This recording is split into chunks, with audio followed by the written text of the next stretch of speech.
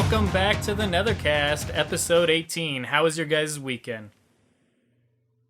Very, very good. Good. Everyone Shall I else? elaborate? Go for it, sure. Please. Well, No, don't tell us anything. Just leave it at that. well, I'm not going to get filthy, but I will say that I had like one of the first very good Valentine's Day weekends in my entire life. Valentine's Day period. Took out my lady to a lovely Mexican dinner and watched some Metal Alchemist series, which I'm currently very, very much enjoying. The first one, not the second one. Everyone keeps telling me to watch the second one, and I'll get to it Just eventually. stop But what you're doing and go straight to Brotherhood, man. God Yeah, damn it, closer you to the two! manga. You two! No, we'll watch both. There's All nothing. right, Well, if you do all right. both, If it's you want to fine. see some of the same stuff twice, that's cool. I don't object, really. How often do you rewatch a TV show that you love? And I'm liking this show. It's not bad.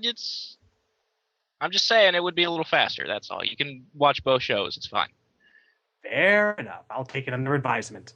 But more to the point, it's been a very, very good weekend. And I normally despise Valentine's Day. I'm one of those people. But that's just me. You guys? I'm kind of in a similar boat, not with a Valentine's Day thing, but with an anime thing. I'm about to finish Naruto. I finally caught up in the anime, and I'm reading the manga, and I'm so glad it's almost over. This has been some of the worst pacing I've ever seen in anything. It's worse than Dragon Ball Z, because in Dragon Ball Z, the pacing was bad because nothing fucking happened. And in Naruto, the pacing is bad because everything fucking happens, but in 5 episodes, you find out it doesn't matter and something else starts going on. It's painful. I don't mind the story. I don't think the story is as bad as everyone complains about, but the pacing is just, it's morally offensive. And as for my weekend, this is my weekend. I'm off Tuesdays and Wednesdays now, so I work till midnight on Saturday. So it's going good, doing a podcast. Having fun, enjoying it. Got some games in earlier. All right. Razor? Yeah, I didn't do anything this weekend. All right. I'm not like one of those fuck Valentine's Day, I'm single and it's all commercial and it's stupid guys. Like, I just ignore it when it comes. Like, it was just Saturday to me. You know, I watched some TV, I took a nap. Regular ass day. All right. For you, Valentine's Day was the most hated and important day knew of it. I the knew it was year. But for Razor, it was Saturday. Yeah, pretty That's much. immediately what I thought about when he said it was Saturday. Instantly. It's obligatory. Just obligatory at this point. But yeah, real quick, I should mention we might have some vocal, like, weird glitches and whatnot, so that's gonna happen. So if anybody's wondering what the hell the deal is, we're just having some, like, connection issues. We don't know. It could be on my end. I know my connection's not great right now. It could be on Temp's end. It could be on multiple people's ends. But if you hear somebody's, like, voice get robotic for a second, that's just this The is cyber what, initiative. Yeah, this is The right. cyber initiative. There you go. Pay attention. They're certainly not coming for you. Oh no. I blame Raiden. And also another thing I want to mention is TRMK. We are now affiliated with them, so thank you, Patrick McCarran. Big fan of TRMK and been a member there since I think 2003 or 2004. I always forget which one, but yeah, definitely cool of Patrick to do that, and hopefully we're gonna keep expanding things. We got TRMK, TYM, and the Combat Tether. Combat Tether. Correct, and so yeah, so pretty cool, and we've got a lot more subscribers, and just want to thank everybody for tuning in, and hopefully you keep digging what we put out. We put out another couple bonus segments called the Graveyard Shift, where we basically just shoot the shit and say whatever, and has really no direction or flow. It just kind of is what it is, usually with us really tired, or, you know, in the first episode we debated the hype topic and whatnot, so check those out. Other than that, we hope to be doing some competitive tutorials here soon. Probably another Versus here soon as well in the next couple weeks, and yeah, I gotta maybe do a trivia segment or something like that. I think would be fun.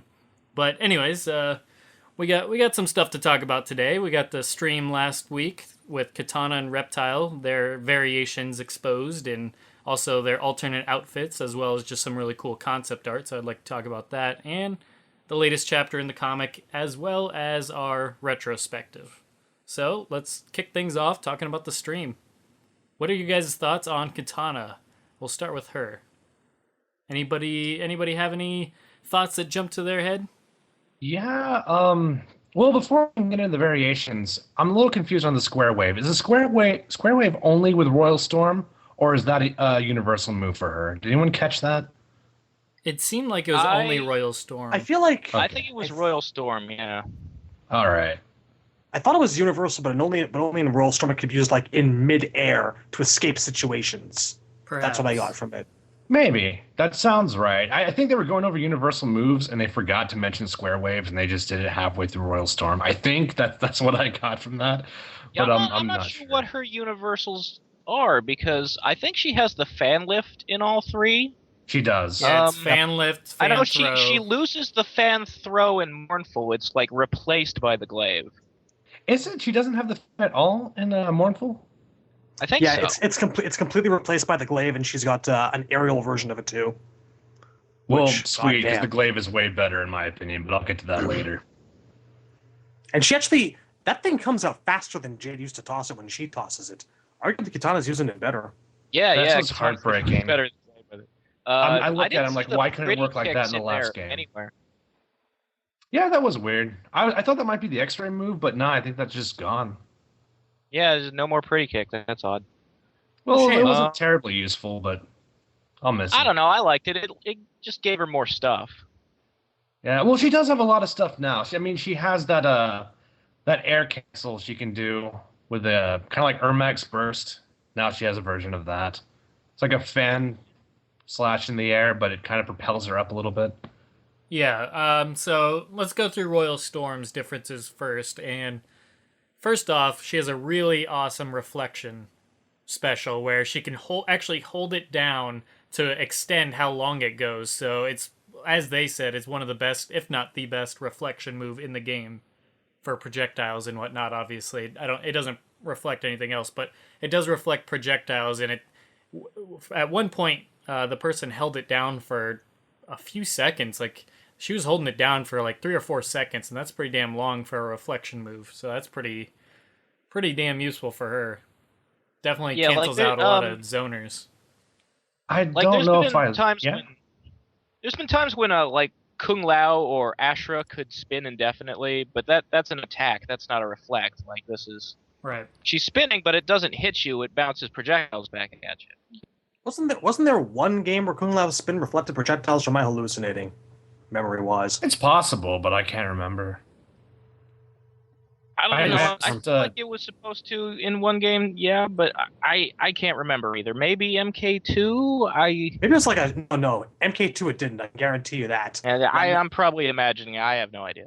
Maybe it was a Shaolin Monks thing that I've forgotten about or half remembered. I don't know. Well, yeah, in Shaolin Monks there was a double team move where Liu could shoot his fireballs at Kung Lao, and if you timed it right, they'd bounce off the spin and like that's probably what split I'm into remembering multiple fireballs and shoot in every direction. There you go. I don't know.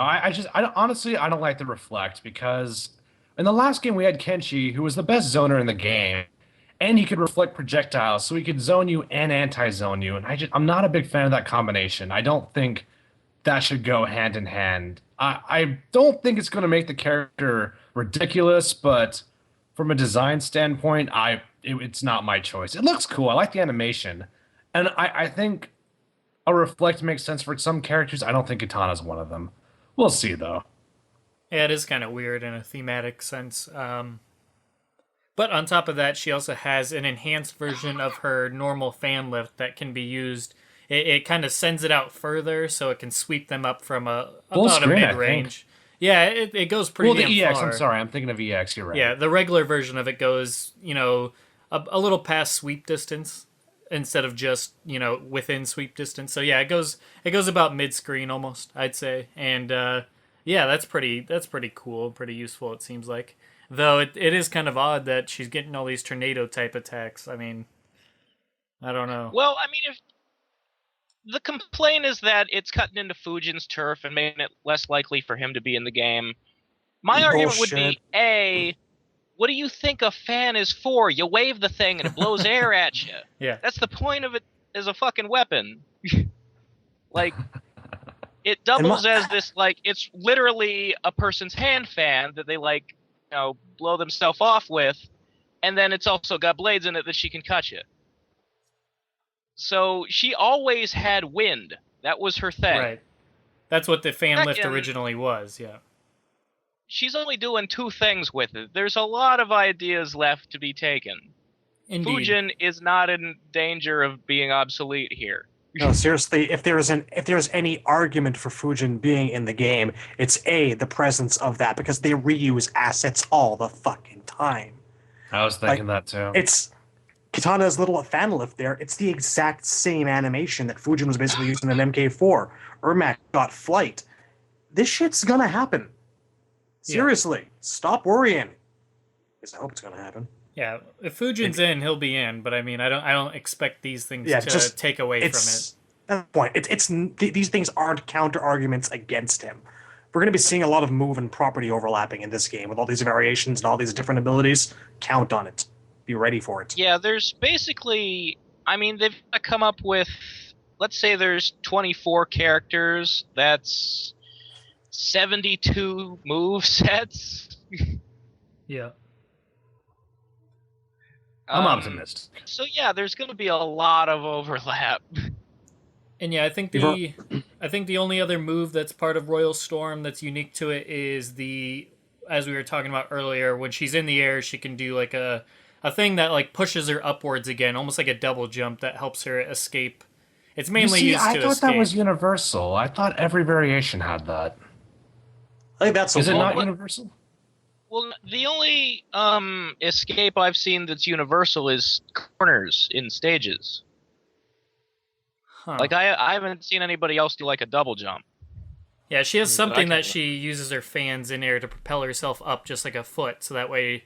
It's almost kind of like Batman's cape in Injustice, where when she's in the air, she can use it to make the opponent whiff, and then she can go in to obviously cross up with it or just really punish them. Or if she's being zoned, she can use it to help, stay in the air just long enough to escape a projectile. It's more like a slight pause or hover than an actual double jump. Right, and I'm not sure if one of you want to look that up, be my guest, but I can't remember either. I could have sworn they were showing it during the Royal Storm portion. Well, they were, but I think they were showing all the universals then. But I can try to look it up. Let's see. I'm going to check out TYM while you guys talk. Okay, and but yeah, I mean, we'll move away from that. But any thoughts on that move particularly? I think it's really cool. I was a big fan of Batman's kind of the cape escape or whatever you want to call it. Not really escape, but the delay in his momentum falling downward. Obviously, it kind of helps, like you said, escape from projectiles or dodge them,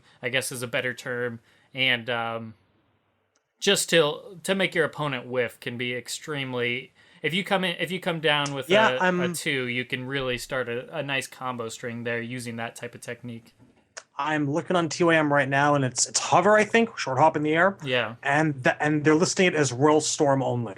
Okay. Okay. I thought so, because, I mean, she doesn't have anything that uses the fan in Mournful, so it can't be universal. Yeah, that's fair. That makes sense. Okay, so yeah, I'm really liking Royal Storm now that we've kind of covered. I think that's all the unique abilities about it, if I'm not mistaken, and I really liked Royal Storm quite a bit for her. It was the first thing that, honestly, as soon as they started covering all her moves with Royal Storm, I was like, man, she looks like the most fun I've ever seen her play in Mortal Kombat, and I actually am considering giving her a legitimate shot when it comes to playing her thus far. She's one of the most impressive characters, in my opinion, in the game thus far. That's how impressed I was with her gameplay. And her looks, but we'll get into that. How are you guys feeling about that variation? I like, well, first of all, I really like the idea of being able to send the fan lift out there, because I'm whiffing that thing all the time when I play as Kitana, so that will be really useful for me. Yeah. I also really like the fact that she could sort of do the square wave, like, from any position in the air, like it didn't just go straight up to the top of the screen. She could sort of do a low one, too. Yeah. I think, I don't know if when I play Kitana I'll use this one the most, because I think I like Assassin better, which we'll get to, but right. There's a lot of useful tricks in here, I think. Indeed. I think I'm in agreement with you there. I like Assassin more, but I'm really liking this one too. I'm going to be probably going for mournful myself for, well, plot reasons and because I really liked Jade's moves in MK9, but she just felt a little bit clunky. I wanted to use her, but she just didn't suit me. And it just looks like Mournful is going to be an improvement on Jade in any way, shape, or form. So I'm liking Royal Storm, but there are more options that I'm into in Mournful and Assassin as well. So yeah, it's a third distant choice. It's not bad, but it's not my style. That's all. I'd say Royal Storm's probably my least favorite right now. Assassin's interesting. They called it the Rushdown variation of Kitana. It looks like she has a lot of good punishes. I don't know if it's Rushdown so much as it is mind games because that parry is going to be a game changer. It's going to completely rework Kitana from the ground up. Yeah. She sort of reminds me of Smoke in Assassin. Yeah, I can see that. Like her parry is very similar to his EX teleport, and I mean, her dash is essentially the smoke in with an attack on the end. It's fast too. It's really fast. Yeah. Smoke's phase outs and smoke aways. Those had quite a bit of startup, and they weren't invulnerable either. This looks really. I mean, this is not invulnerable, but it doesn't need to be. It's fast as hell. So. All right. Well, let's go over her moves. She's got, as you guys were talking about, the parry, which is quite nice for her, and on top of that, she has that running dash move. I don't know what it's called. Does anybody know what that's called? But Assassin Strike. Okay, Assassin Strike, where she basically does a really fast dash. So if the opponent whiffs a projectile or a striking combo or just like something like Scorpion Spear, if you dodge that, it's fast enough that you can get in with that and successfully use it all at once because she just moves so quickly. She runs across the screen and jabs her fans into their neck or whatever, their eyes, and then flips over them. And then in the Assassin, after she sharpens her blades, she gets the enhanced version for free, basically, which is really cool, where she jabs it into the back of their neck afterwards. EX version also has armor. Correct. And on top of that, as we just said, she has the ability to sharpen her blades on her fans, which is just a quick little thing that gives her a damage boost for a short period of time. And it goes pretty quickly, so even after you knock somebody down and after a combo or a special, it seems like you have enough time to get that off successfully. Yeah, it's one of the quicker buffs. Like the characters that had buffs in MK9, like Quan Chi with that skeleton arm or Rain, they sort of took a long time to start up. Right. This one's pretty And they quick. were never used because of that. You really never saw yeah. those in any sort of high-level play. Yeah. I don't know, what's up? Is there anything else about Assassin that I'm missing here? Just some important notes, really. I mean, the big thing is that parry, as good as it is for like pressure and getting out of mix-ups, she now has a wake-up move, and that was the biggest problem with Kitana and MK9. On wake-up, there wasn't a lot she could do. You could pretty much down 4 all of her options. So, I mean, there's other ways to fix that, but I don't think they wanted to. I don't think they wanted to make fan lift a true wake-up option. I think they liked the way it was, but they wanted to give her something additional because, I mean, I kind of like that design. I don't think Kitana should have an amazing wake-up game because her meterless damage was so respectable. So I kind of see where they're going with that. The run attack. Well, do you guys have anything to contribute about the parry? Are you guys getting that same sort of perception? I like it, but yeah, I don't have much to say about it. But I do really I like parries in general, and sometimes I forget to use them. But I just like it when somebody's putting a lot of pressure on you. It's a nice way to escape that. It's going to be overwhelming. I almost feel like the traditional Kitana gameplay is being kind of almost thrown out the window. In a way. Yeah, this feels like a very different character. There's going to be so many different ways to play her. And I'm going to have to relearn her from the ground up. It'll be very fun. I think that's why I'm enjoying Assassin and Royal Storm so much, is just because it is such a different Kitana than we've seen, and I think that's why I like it so much. It's just more interesting. I feel like Royal Storm is the most traditional Kitana-esque because it's all about using fans for the gusts of wind, and Right. she's got the square wave in there. The Assassin, it really does feel like a complete redesign of how you'd expect Kitana to fight, because most of her fan moves, she has them folded up and she's stabbing with them like knives or short swords. And I think that's why I like this style so much, is the flavor of it. Like, I've always felt like Kitana should be the most ninja of the female ninjas. Right. Like, when I think of like someone who should be Shao Kahn's daughter who was trained as an assassin. Like I'm sort of picturing the way Kunoichi fights in an anime, you know, and Kitana's got a lot of that here with all the super fast dashing and the teleporting and the stabbing. And combined with her primary costume, I think this is sort of the Kitana I've been waiting to see. I just like in general, I like rogues. You know, I like in like D&D or Pathfinder, I really like the way rogues play and ninjas, etc. and all that type of stuff. So it's nice to see a character actually represent that. We haven't really had a rogue-like character for a female yet, in my opinion. We've had like the closest we've ever had before now was probably Scarlet in the last game. Yeah, I was gonna say either Scarlet or Serena or even Tanya to a small degree, but yeah, neither of them really fit it 100%. And yeah, Kitana definitely does this more like any other character thus far, and I'm really digging it for sure. There's a real agility to the character now. What's up? No, just saying, good perspective. It really is more ninja-esque. I didn't consider that. Nice point. Yeah. But yeah, all right. Any other thoughts on the assassin variation? I'm ready to talk about Mortal. I think it's gonna be amazing. Go on. Well, we're not too sure about some things about Sharpen, like what its properties are, like how long it lasts, when it goes away. Right. I don't know. What do you think? I'm guessing once. I don't know. It feels like a set timer to me. I can't see this like going away as soon as you hit someone. I don't know. For as fast as it is, I feel like one hit might be the likely answer, but I think it's either gonna be. I think it's just gonna be one combo. So even if it's just one special attack, that's it. So it'll last probably for an entire combo, would be my guess. But even if you just do a fan throw, that's gonna be it. But if you can keep the combo going, it'll last through the combo, I would guess. Maybe depend. Yeah, like if you have like single attacks, it'll stay up for a set amount of those. But something like a full assassin strike, which connects, will probably get rid of it instantly. Right. Maybe. All right, so Mournful. Fuck yeah. All right, so basically she's getting Jade's glaive as well as her staff. So Temp, you seem to be the most passionate about this one, so I'll let you kind of take this one. Oh yeah. Well, I mean, the cool thing is that the glaive basically has a lot of the zoning properties that it had in the previous game, but she can kind of tilt it like Kung Lao's hat, and that's all cool. I like the air control. That's great, but what I really like about this glaive is it has quicker startup, and you can cancel into chains. And if you do the EX version, it comes back. So if you have 3 bars of meter, in theory, I mean, we'll have to look at the frame data, but you could do a chain combo. If it's blocked, you can cancel that combo into EX glaive.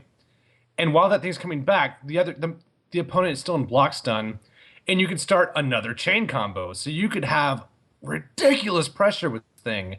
And if I'm looking at it correctly, unless the character has an armor move, they're going to be stuck in this shit, and it's going to be great. It breaks my heart. Why couldn't Jay do this in the last game? It makes me so mad, but it looks really good. It's funny / sad that Kitana fights better with Jade's moves than Jade ever did. It's got to sting a little. I understand the ire of the Jade fans. Kitana's doing her better than she ever did herself. So sad. Like, this is worse than Nude Smoke. To be fair, there is one classic Jade trick that Kitana didn't get. That's the projectile invincibility. True. But she has the shadow kick, which I found odd. And to be clear, I mean, we're calling it the shadow kick. It behaves like that mechanically. She does not glow. It's not a superpower. She's just planting her staff and pulling herself into a sliding kick. You're gonna tribute so it's like she's sort of tributing Jade by fighting like her, but she doesn't have the magic power behind it. It'd be interesting if, like, it's not as safe, because the shadow kick she had was safe in MK9. That was actually one of her better tools. Jade could have been a good character. I mean, one day I would like to go into what they could have done to improve her. But, I mean, the threat of shadow kick was actually pretty good, because it's safe if she, lands it and it gets blocked, and it gives her a knockdown. So it's a cool little tool. I always found it interesting in 9 that if you timed it right, you could chain a shadow kick from a shadow kick. Yeah. That was cool. And if that's gone, I get it. Like, I understand it, but I would be kind of happy to see that back. Yeah, it's a good footsie tool. Like, it's going to be extremely hard to play footsies with Mournful against Mournful Variation because if you're on the ground, you have to worry about the shadow kick. If she's jumping in and you want to jab anti-air her, well, she now has the air glaive that functions kind of like Sinestro's air projectile, and that's all sorts of scary. Now she has to have the angle right. It'll whiff overhead if she doesn't do it correctly, but that's still a threat. You can't anti-air Mournful for free, and on top of that, that pressure with the EX glaive, I wouldn't even be surprised if that doesn't make it into the final game, because that almost kind of looks like Quan Chi's rune trap, and people were bitching back and forth about that. But maybe it won't be that bad. Maybe I'm looking at it wrong. Maybe someone can correct me, but that looks really fun and really good and really stupid. And God, and even like, I imagine the staff special is going to give her extended juggles and damage. So Mournful is looking the best to me so far. This one looks really interesting. Everything it's like Jade if Jade was safer and had less startup. That's what it looks like to me. It's amazing. Keeping in mind also the combo potential inherent now that she's also got the old upraise. Kitana's fan lift plus Jade's projectiles plus a fucking shadow kick. This is going to be something terrible to fight in, and like I'm picturing like disgusting mid-corner combos. It's going to be wonderful. Beautiful. It really is. I is. mean, people thought Kitana had good footsies in the last game. You're not going to be able to do shit against Mournful in mid-range. At mid-range, you're just going to fucking block or fucking rush in down for. There's not a lot you're going to be able to do here. But, and, oh god, and her whiff punishes, like, God, the staff, I mean, that staff overhead's not great, but that's a free knockdown. And if she still has forward 2-1, well, I mean, fuck the staff. Forward 2-1, that's 40% right there. Just do that, obviously. But, God, this character looks so good to me. All right. Well, all right. That pretty much wraps up Kitana, but yeah. Temp pretty much fucking covered it, man. I'm excited. So happy. Well, I don't know. I mean, I'm a little disappointed she doesn't use the staff in her normals. I mean, I've said many times I don't like it when someone has a quarter staff and they're not twirling it. But I mean, for what she's got, I imagine it'll be pretty good. I just of her three styles, Mournful is the one that appeals to me the least, and maybe that has mostly to do with the fact that I don't really like Jade. So it's the least exciting for me as well, just because I have no problem with Jade or her moves, but I liked her in Deception. But other than that, I don't know. When I play a character, I want to play that character. I'm not saying, it makes no sense for Kitana to use these things. Clearly, it's a way for story purpose, but also, Jade players to still get their, fill through Kitana.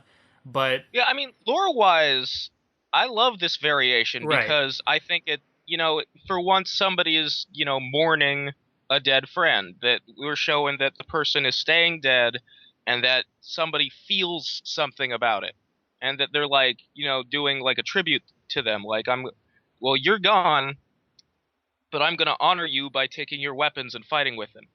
Right. On your behalf. The series has been really desperately lacking in for quite some considerable time. Yeah. So for me, it's my favorite lore-wise as well as gameplay-wise, though. I love this thing for all reasons. For me, it's like I like it. It looks cool, but I'll stick with the idea of when I don't know, that assassin is just so up my alley in terms of what I like in characters, but also and in terms of what I actually want to play, it's definitely assassin. Right. And Royal Storm just looks like a lot of fun trickery as well. But yeah, I agree. Assassin is the way to go for me. I just think this is awesome that we have a character that we all find something to be really excited for. I mean, that's not often that we all get really behind, for one reason or another, all behind the same character. So it's Kitana accomplished something here today. But yeah, I think it's going to be unanimous that MKX Kitana will be best Kitana. Love her to pieces. Yeah, I mean, just listen to Razor. He's almost dying again just because we're talking about Katana. No, like, he's just still. They did it so bad last time. I'm not coughing because we're saying the name Kitana a lot. I actually have a cold. This is normal biological sickness. I will not die on so joking bad on my hate. Razor nearly died. This time they're treating her so well, he's gonna die. That old hate did something to your immune system. All right, well let's get to Reptile now, and Reptile's kind of the exact opposite. Not that he's not interesting, but he's the exact opposite. That he doesn't have 3 unique variations. Instead, he has a lot of moves that go across all of his variations, and then 3 almost, I want to say, gimmicks, because they're very much like the gimmicks in, at least that's what I believe they called it, the gimmick button in Injustice. That's what they traits. Okay, They the call traits. them. There you go. The traits. That's pretty much what his variations are made of. Is all of his Yeah, specials, but different traits. Reptile seems to keep the most universal moves. Right. They made a point of saying that like his combo variations and his combos, his basics, those are going to be staying the same. So Reptile's going to be a good gateway character. I think they're going to be seeing a lot of people who are getting into the game for the first time, who want to kind of a best of all possible world scenario without having to think too much about what's different, what advantages or disadvantages that they're going to use. Reptile is going to be a good character for beginners to pick up. Which is a good thing, because Reptile is a very, very popular. Very popular is what I was looking for, and that's no better character to do that than a popular character like that. I mean, Scorpion in MK9 I could think of a couple more popular characters to be the Mario of Mortal Kombat X. Yeah, there's a couple.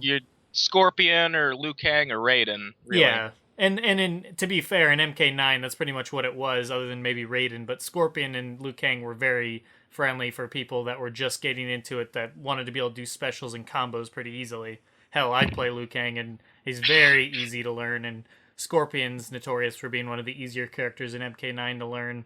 But, yeah, I mean, I don't know. Reptile's just...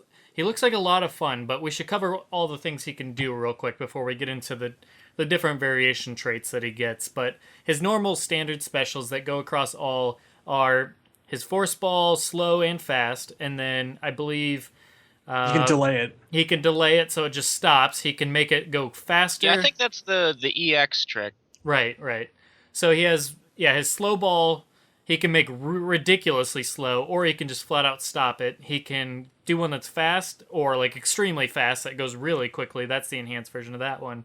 And then also he has his slide, which is his classic slide again, which I'm really happy about that, because I didn't like his little lunge forward slide. I mean, I didn't hate it, but I like the classic slide better. But his enhanced version is the lunge forward one from MK9, so that's cool that they have both in there. They have his acid spit, which is quick as always, but the enhanced version is the acid puke puddle that we saw in the trailer for him. So that causes damage when you're standing in it. If you're standing in it, you take chip damage. It's sort of... Ripper has a move with Fire Breath in Killer Instinct that does the same thing. Right. Thank God it's only an EX. Then he has his little... I don't know if it's a special, but it's like this little combo, miniature combo that he has, where he does the little drop kick to their legs and then a backflip out of it that kicks them, that we saw in the trailer as well. His throw is his tongue hanging them up by their feet, and then he slashes them. And then he also has a slashing special that it's an overhead. And then he has one that does, like, I think the enhanced version is where he does like a jumping lunge, like a really quick jumping that comes down on him with that same slash. So I think both are overhead. It's sort of like Melina's bite. Right. From 9. Yeah. Did you mention the that he has like is it a command grab where he like grabs you and pukes in your face? I'm not sure. I don't know if it's a command grab or if it's the backwards grab. I'm actually not sure. Or one of the... Because I know that the forward grab and the back grab are usually different in terms of aesthetics, but I can't remember. Well, often they're like the first couple hits are the same, and then the last one that determines where you fall is different. Right. It might be command. Can I just mention how utterly badass all of these throws are? Yeah. My God. Yeah. At this point, I can understand why anyone would be angry that their favorite character isn't even in the game, because if they were, they'd have the most incredible throw they've ever had in their life. Well, I'm not going to go on a tangent. It's been Kung Lao going all fist to the North Star and Reptile just tearing you to shreds and tossing you with its tongue. Well, throws have been getting gradually more and more awesome ever since Armageddon. Right. You know? That's very true, very true.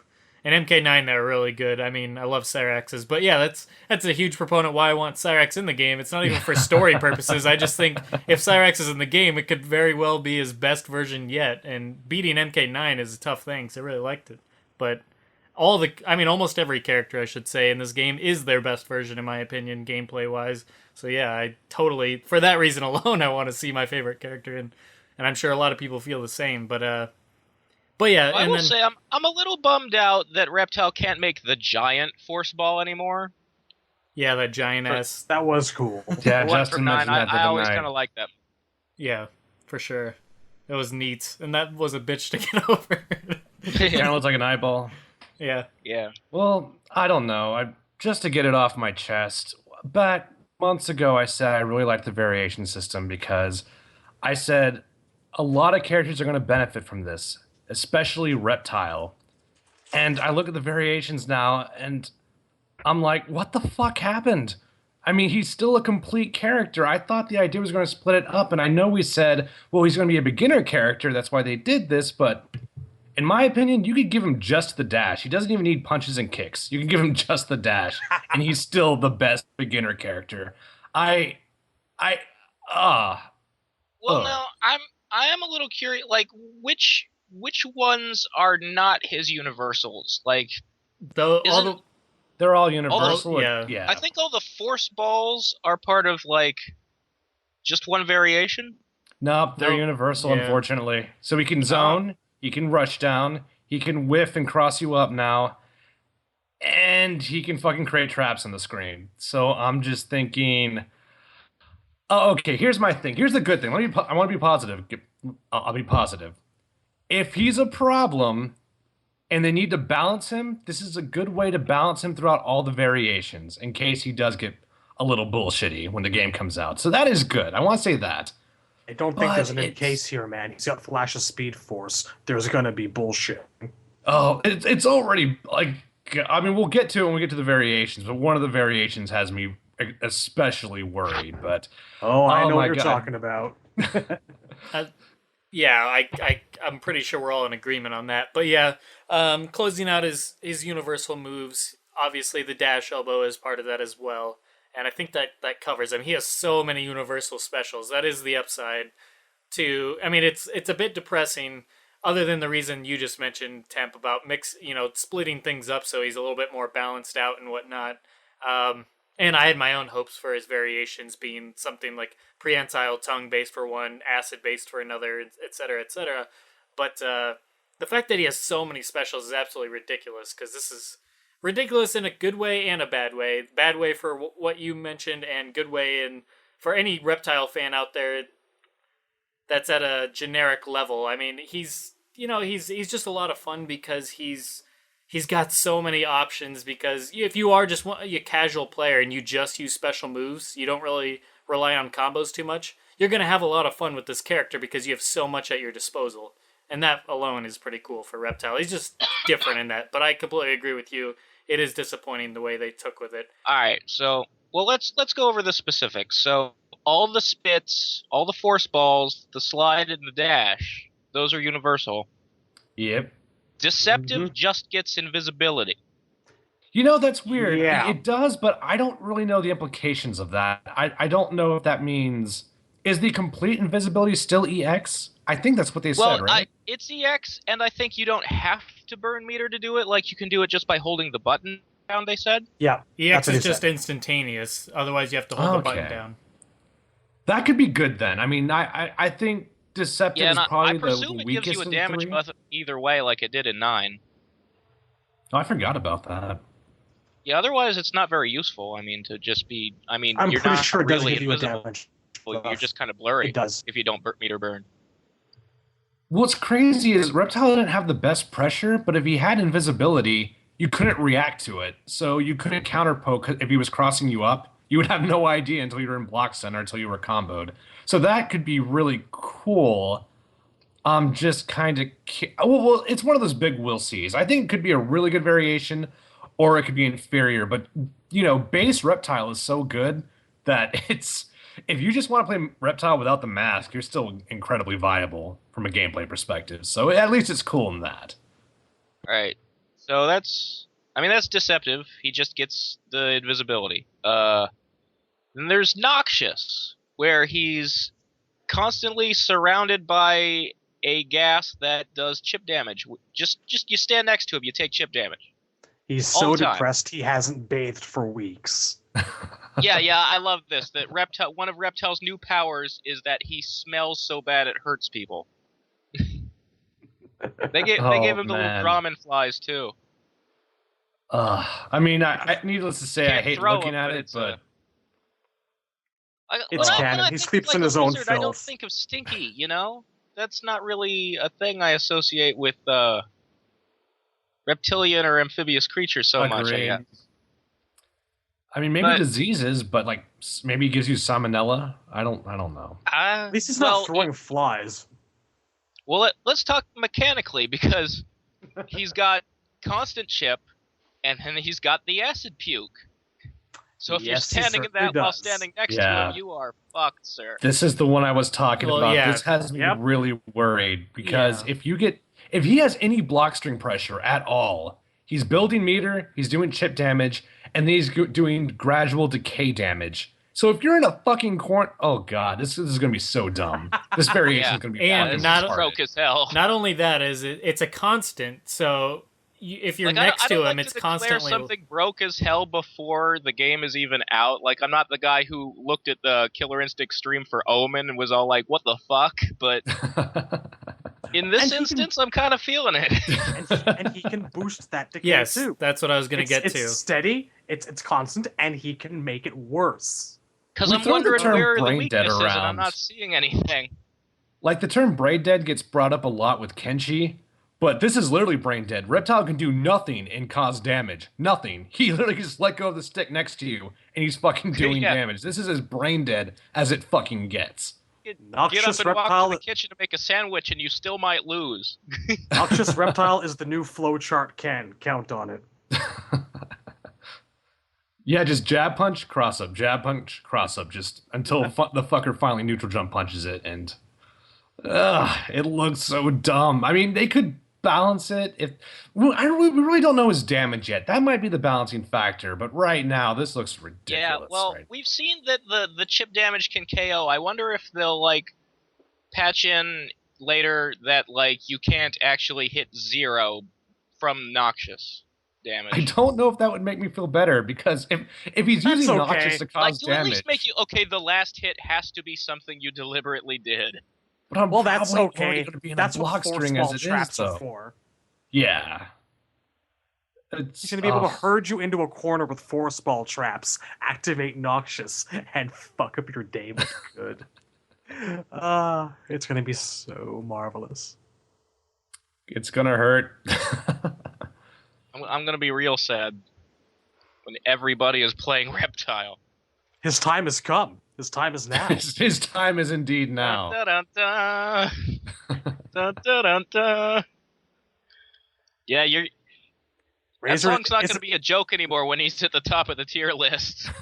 Cyborg, do I have your permission really to do a will be the reptile John hissing Cena laugh of the now? game. Because I usually do. Do it. If you fight me and I have chat on, this is all you're going to hear. Chomp chomp hiss. But all right, Yep. we've covered their gameplay. What are your guys' thoughts on their looks? Let's go back to Kitana real quick. 'Cause We did not mention Reptile's Well, third oh, yeah, variation. duh. We need Nimble in we there. kind of Right. briefly, in Nimble, he has Flash's Speed Force move, And where it's time gonna- slows down, Yes. and he can, juggle better. Which just sort of seems to me like a kind of also broken, but not as quite broken alternative to the first thing, which is terribly broken. Yeah, this I one feel like seems it's all a around. reasonable. it's a little uncreative to take, like, I mean, that's such a specific thing to, like, a guy who moves at super speed. Now, see, there's precedent for it. Remember in And then- K9 story mode, the guy was dodging bullets climbing up a wall. I'm okay Yeah, with I guess. I mean, I guess Reptile's a quick guy. I would have rather seen this go to someone like Cabal if Cabal were going to be in the game, but I guess he's not. But We I shall guess see. I guess if Reptile is the fastest guy in the game, sure, why not? Yeah. I mean, the way I see it is people compare it to Flash, but I don't even think of Flash. I think of like Yoon's Ganesian, and that seems fun to me. Like I would love it if I could do like Neutral jump punch, dash, neutral jump punch, dash, neutral jump. Well, Like, yeah, just all day. That would be so fun to me. lore-wise, in a nutshell, it's bullet time. He sees in slow motion because he's, ramping up his own instincts to sense things faster. And you know what? Yeah, It's I like guess there's for not. an animalistic creature, sure. It's like there's actually not also kind of an old school gameplay precedent for. Remember how fast the SOB was back in MK1 when he was a secret character for the very, very first Yeah, time. yeah. This I mean, is why I'm that okay was with always this. the thing when you'd get into the secret fights in MK1 or 2 with Reptile or Smoke or Jade or Noob. They moved faster than everybody else, and that was what fucked you. Yep. Have we all decided what variation we want to use when we play the game, or? See, that's the tough Depends. part. How well do you wear that troll face? I'm gonna go noxious, honestly. So Yeah, see, I'd probably use Noxious just because it seems easy. I don't think I'll ever play Reptile that much either way though. Like I'm not Reptile's the kind of character where it's like I don't hate him, but no matter what you show me, I'm probably not going to pick him up just because I'm not that into him. see, I Like struggle with it's just a flavor character preference thing. I struggle with the three of them just because, unlike Kitana, I feel like none of them really interest me to where I'm like, I want to use that one. Now it's more like, I gotta pick one of these. I guess I'll choose this one. This one's probably going to be the most useful to me. I mean, invisibility I didn't use in itself already in MK9 or the previous games. I barely went invisible at all, so a whole variation dedicated to it, meh, not really feeling that. Nimble is cool, but I mean, it would definitely help me with combos. But I feel like if anything, that's just gonna screw things up more than rather than like get my timing down. It's just gonna be like a It's like crutch. juggling is my weakest skill in these games, and I'm not really inclined to chase that particular dragon. So I do. Well, giving do me like this my- trick is not necessarily more incentive to me.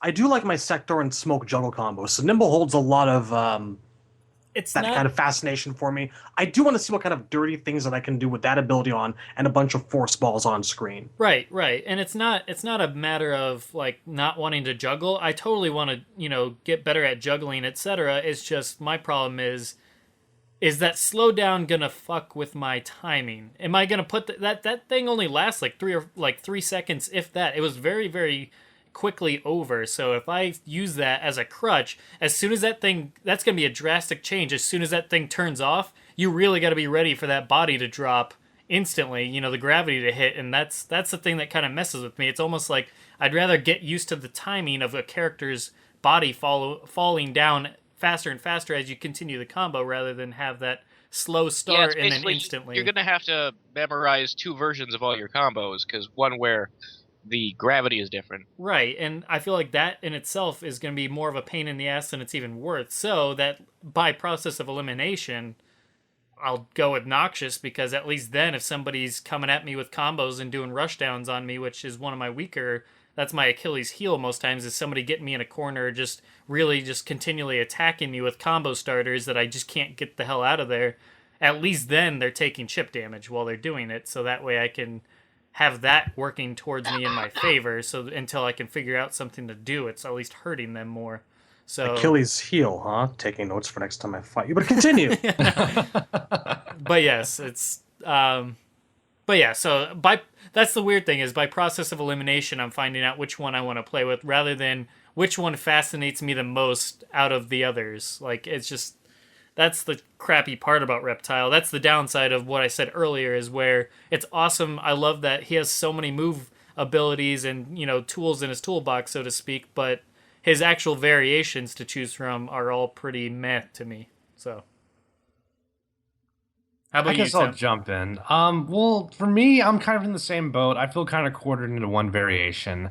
I can't really do deceptive because even in the past, I've never been able to capitalize on invisibility because I feel like I confuse myself more than I confuse the other player. Yeah. So if there's a way I can safely cancel into invisibility on a block string and get the full version, I think it could be really cool. Like, if they let me burn a bar of meter to get the full version quicker, and I can now do up close mix-ups, and you have to guess whether I'm going to do a tick throw, a cross-up, or a down 3, that could be really fun, but I don't think that will be the case. As for nauseous or noxious. Noxious. Noxious, yeah. Nitara. Nitara. Yeah, I mean, in a nutshell, for one thing, I consider myself kind of a nice guy, so I don't want to do that to someone. But second of all, I don't like the way it looks. It's one of those, because it's visually distracting, I don't want it on the screen. And also, like, I love passive abilities in games. I think those are really cool. And this is probably the coolest one we've had yet. But I just, it kind of clashes with my vision of Reptile. Kind of like what Razor was saying earlier. Your aversion to gross monster things. How do we feel about Reptile's face with the mask off? Real quick. I like it. I think it looks good enough. It looks like his face is more. It's like I feel like the scales look really weird around his mouth. Yeah, like it's they're almost like what eroded we're down or seeing something. is musculature, except in scale shape. It's like his face grew around the mask, so when he takes it off, it's like it's exposed. It's like where his lips should be, his scales are peeling off. Yeah, it's really weird looking. Really strange to me, especially like compared to like when I think of unmasked Reptile, I tend to think of like his MK4 face. Maybe it's a sign that he is actually de-evolving at the current point. Maybe. I don't know. Well, they did show concept art, like the designs they decided not to go with. He had a tail in some of them. Yeah. Yeah, might so be it seems like it. they were considering de-evolution at some point and did not go that way.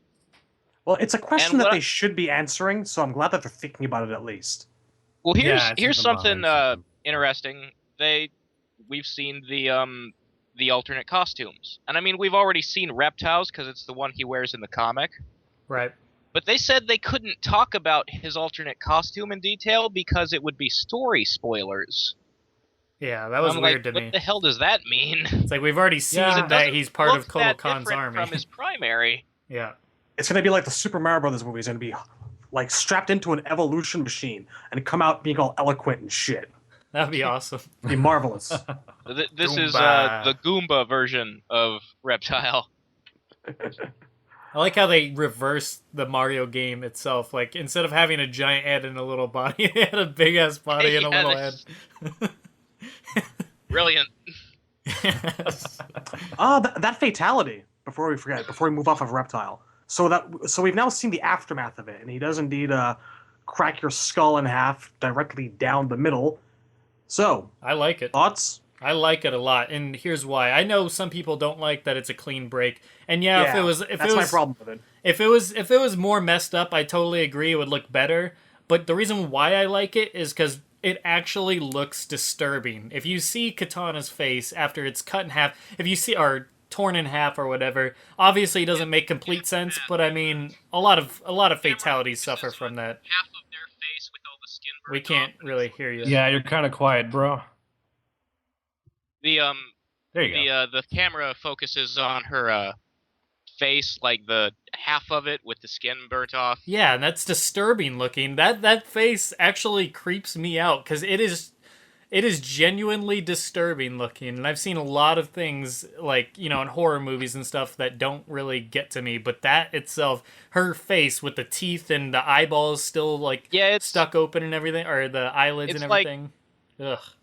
It's sort of like a smile, like if you flayed the Joker. Yeah, it's quite disturbing. So for that reason alone, I like it. I like the execution of it, and I just like the aftermath, what it looks like. I agree with a little bit more of a messy break. I would totally agree. That's all I'm saying. Look better. Totally. It's great. Could be better. That's all. I feel like the two things he does are a little unrelated to one another. Like to go from the burning your face off to cracking your head in half. I think the point of the acid is to kind of like weaken your skull so it's easier for him to tear in half. Right. Otherwise, why not just do that in the middle of a match? That's what I interpreted as. It would make a little bit more sense after he tears it in half, that he starts eating the insides. Would be if he scooped out your brain and he was going for a meal, that would be more Reptile to me. You see, I was hoping after he split the head open and the blood started squirting, he'd kind of like a water fountain thing and start drinking it. Like, that's what I was hoping for. Just sitting there with a little bit like Scarlet in the last game, where she'd spray it in her face and just go, yes. Or even Kotal Khan, but Well, he's doing it like a dog drinking water from a bowl. Yeah, and with just, his like, tongue. it up. Yeah, with his tongue, he scoops it. Yeah, that would be pretty good. Yeah, I don't know. That would have been cool. I think everything you guys have said is true. I think those are the reasons I don't like it. I'm not big on the disturbing. I'm more about the clean brutality. It does look freaky, but I don't feel like it's as creative as it could be, and I'm just the disturbing visual is going to get old at best. If it doesn't get old, then it's just going to be perpetually disturbing, and I think that's for me that's a lose lose. I'm not. I hate a lot of fatalities in MK9 because they were just they made me cringe, but they weren't cool. So it was that double fail for me. But I actually still have a few things to say about Nimble, but you guys can go on with the fatality if we have more to contribute there. So I think we've You know, covered it. I just feel like character-wise, Reptile's fatalities are usually either like he's in an animalistic rage or he wants to eat you because he's hungry. And this one kind of falls under neither category. Like if he I think- crushed the skull, that would be Yeah. anger. If he, was eating the brains or drinking the blood, that would be food.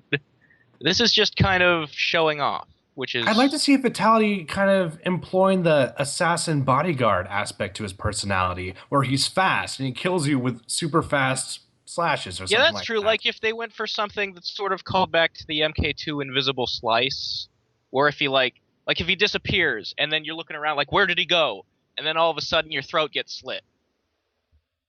Or maybe like your chest gets slashed like 4 or 5 times really quickly, and the opponent's still freaking out because he's not dead yet. He's like, "Holy shit, where's Reptile?" Then Reptile like appears right in front of him. He's like, "Gotcha, bitch!" and he like bites your face off. Like that would be cool to me. That would be fun. One of them in 9 What? involved the force ball, didn't it? He Yeah. blew up from the stomach. Yeah, he Yeah. like shoved it in your stomach and it exploded. All right, then I guess it is time for something invisibility flavored. That would be tight. But anyway, I guess going on to Nimble. Well, I well, like- real quick, I just want to No, say, definitely. can't you do his fatalities while they're invisible, though?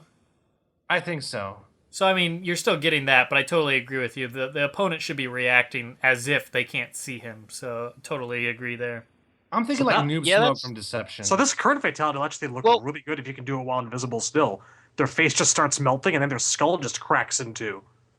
And the point of view is like from like right behind their skull as they start, no? Yeah, kind of. I Yeah. think so. So yeah, just picture that. Close your eyes. Struggling against something invisible and then a skull breaking in half. Gonna be that nice. could be trippy. That could be fun. Temp, that'll be for you. I'll take it. That does sound like a blast. I'm still gonna be weirded out by the face, but it does it elevates it for sure. But well, I guess to finish it off with the nimble variation, I like the idea of combo potential, and I like the idea that it looks like you can kind of bully your character into the corner once you have him in the juggle state. I'm kind of wondering what the cooldown is going to be like for it. And also, I don't really care for the visual. I don't like anything that compromises the background or the art style. So when everything turns green, I didn't really like it with the flash either. I think it looks a little worse now. But I'll take it though. At least from a gameplay perspective, it'll be very satisfying. So I'm really curious what kind of cool stuff I can do, especially in the corner. I think it's going to be a lot of fun. But yeah, that's basically my piece there. Yeah, that was part of my issue with it, is that it seemed like it was exactly like doesn't he even do like the shaky animation that the Flash does to start it too, or I believe is so. Okay, because it looks like the same animation to start it, and it has that hazy background look, just a different color. So it definitely looks like a copy and paste job. Which, if that's the case, then that kind of sucks, because you can have the same concept but still execute it with a different look, or something different. You didn't need the haze on there. You didn't need him to do an animation to start it, or if he was going to do it, do something different. Well, I don't know. Yeah, if he does an animation, it like maybe like an animalistic pounce. If he vibrates, that doesn't really fit the character. Right. Exactly. It doesn't make any sense in that regard. And one last thing about, well, I guess we were going kind of into looks after the fatality and everything, but real quick, I also wanted to mention the standing animations are really cool as well, because I think I first noticed it with Kitana, but other characters have them too, which I didn't really notice before or pay attention to. Yeah. If you let Kitana idle, she like fans herself off. Right, exactly. And that's really cool, and I look forward to noticing what the other characters do going forward, because I don't know if I noticed that or if it wasn't part of it yet, but yeah, it's definitely cool. Yeah, I feel like Kitana's the first one I've noticed that on. I think Raiden, in the stream when they played Raiden, I think I saw him like playing with an electrical ball or something. I think Reptile wipes his mouth. Yeah, that's possible. Yeah.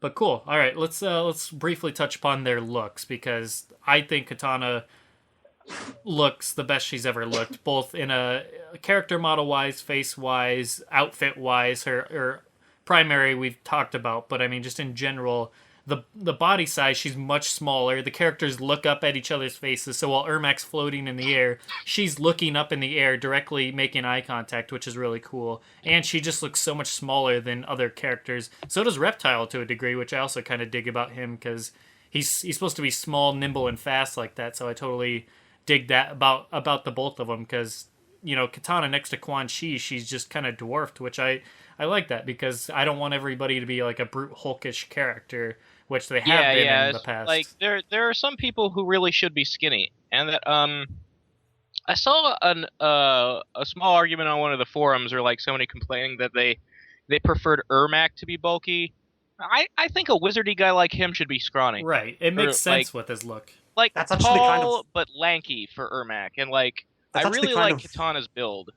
I why- think like for like a small ninja girl sort of like, I mean she's not childlike or tiny. She's just No, She's petite. Yeah, she she's has a petite, lithe feminine figure. Yeah, exactly. Petite. She looks like she's maybe like 5'5", Yeah. 5'6", which makes complete sense for, this little princess type character. She looks Yeah. like an assassin. She doesn't look like the She-Hulk. And when she was first revealed, I was kind of mad on her costume. The primary is really really growing on me. Actually, I'm liking it about as much as you guys do at this point. Yeah, it looks so damn good. And I think a lot of my initial reaction was I don't think her fighting stance is the most flattering. Yeah, that's a little weird. But like when I saw the costume as concept art, it looks really really good like in the painting. Mm-hmm. The fighting stance is a little weird. Her ass is kind of sticking out. I don't know why. Yeah, she has this is a problem they've had since Deadly Alliance.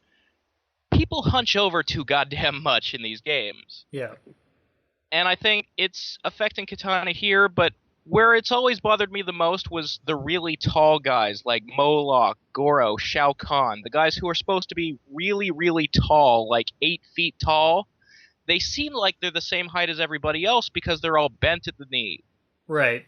Sagat taught And them how to fight. it really sort of, these characters are supposed to be intimidating and they're supposed to tower over you, and you're supposed to get the sense of, wow, look how big this guy fucking is compared to me. And like, if Shao Kahn looks almost the same height as Liu Kang, it's weird, man. Yeah, I think this is one of those things that, and I've said this before, but this is one of those things that I'm so glad Injustice happened, beyond just I like the game in general, but they learned so much more about character variety and body size and how to manage brute characters like that. I've mentioned it with Tor, especially, how he's much more like Solomon Grundy, which is a like, good thing. With a guy like Bane, Grundy, Tor, they're definitely getting a lot better with it. And I still worry Doomsday about and like whatnot. I worry a little bit about Kotal, or like if Shao Kahn were in this game, he'd have the same build Kotal has, where they're not really wide and bulky, they're just supposed to be tall. Right. And like if a guy who's tall is hunched over, he doesn't look as big as he's supposed to look. Right. You want a fighting stance where he's standing up straight.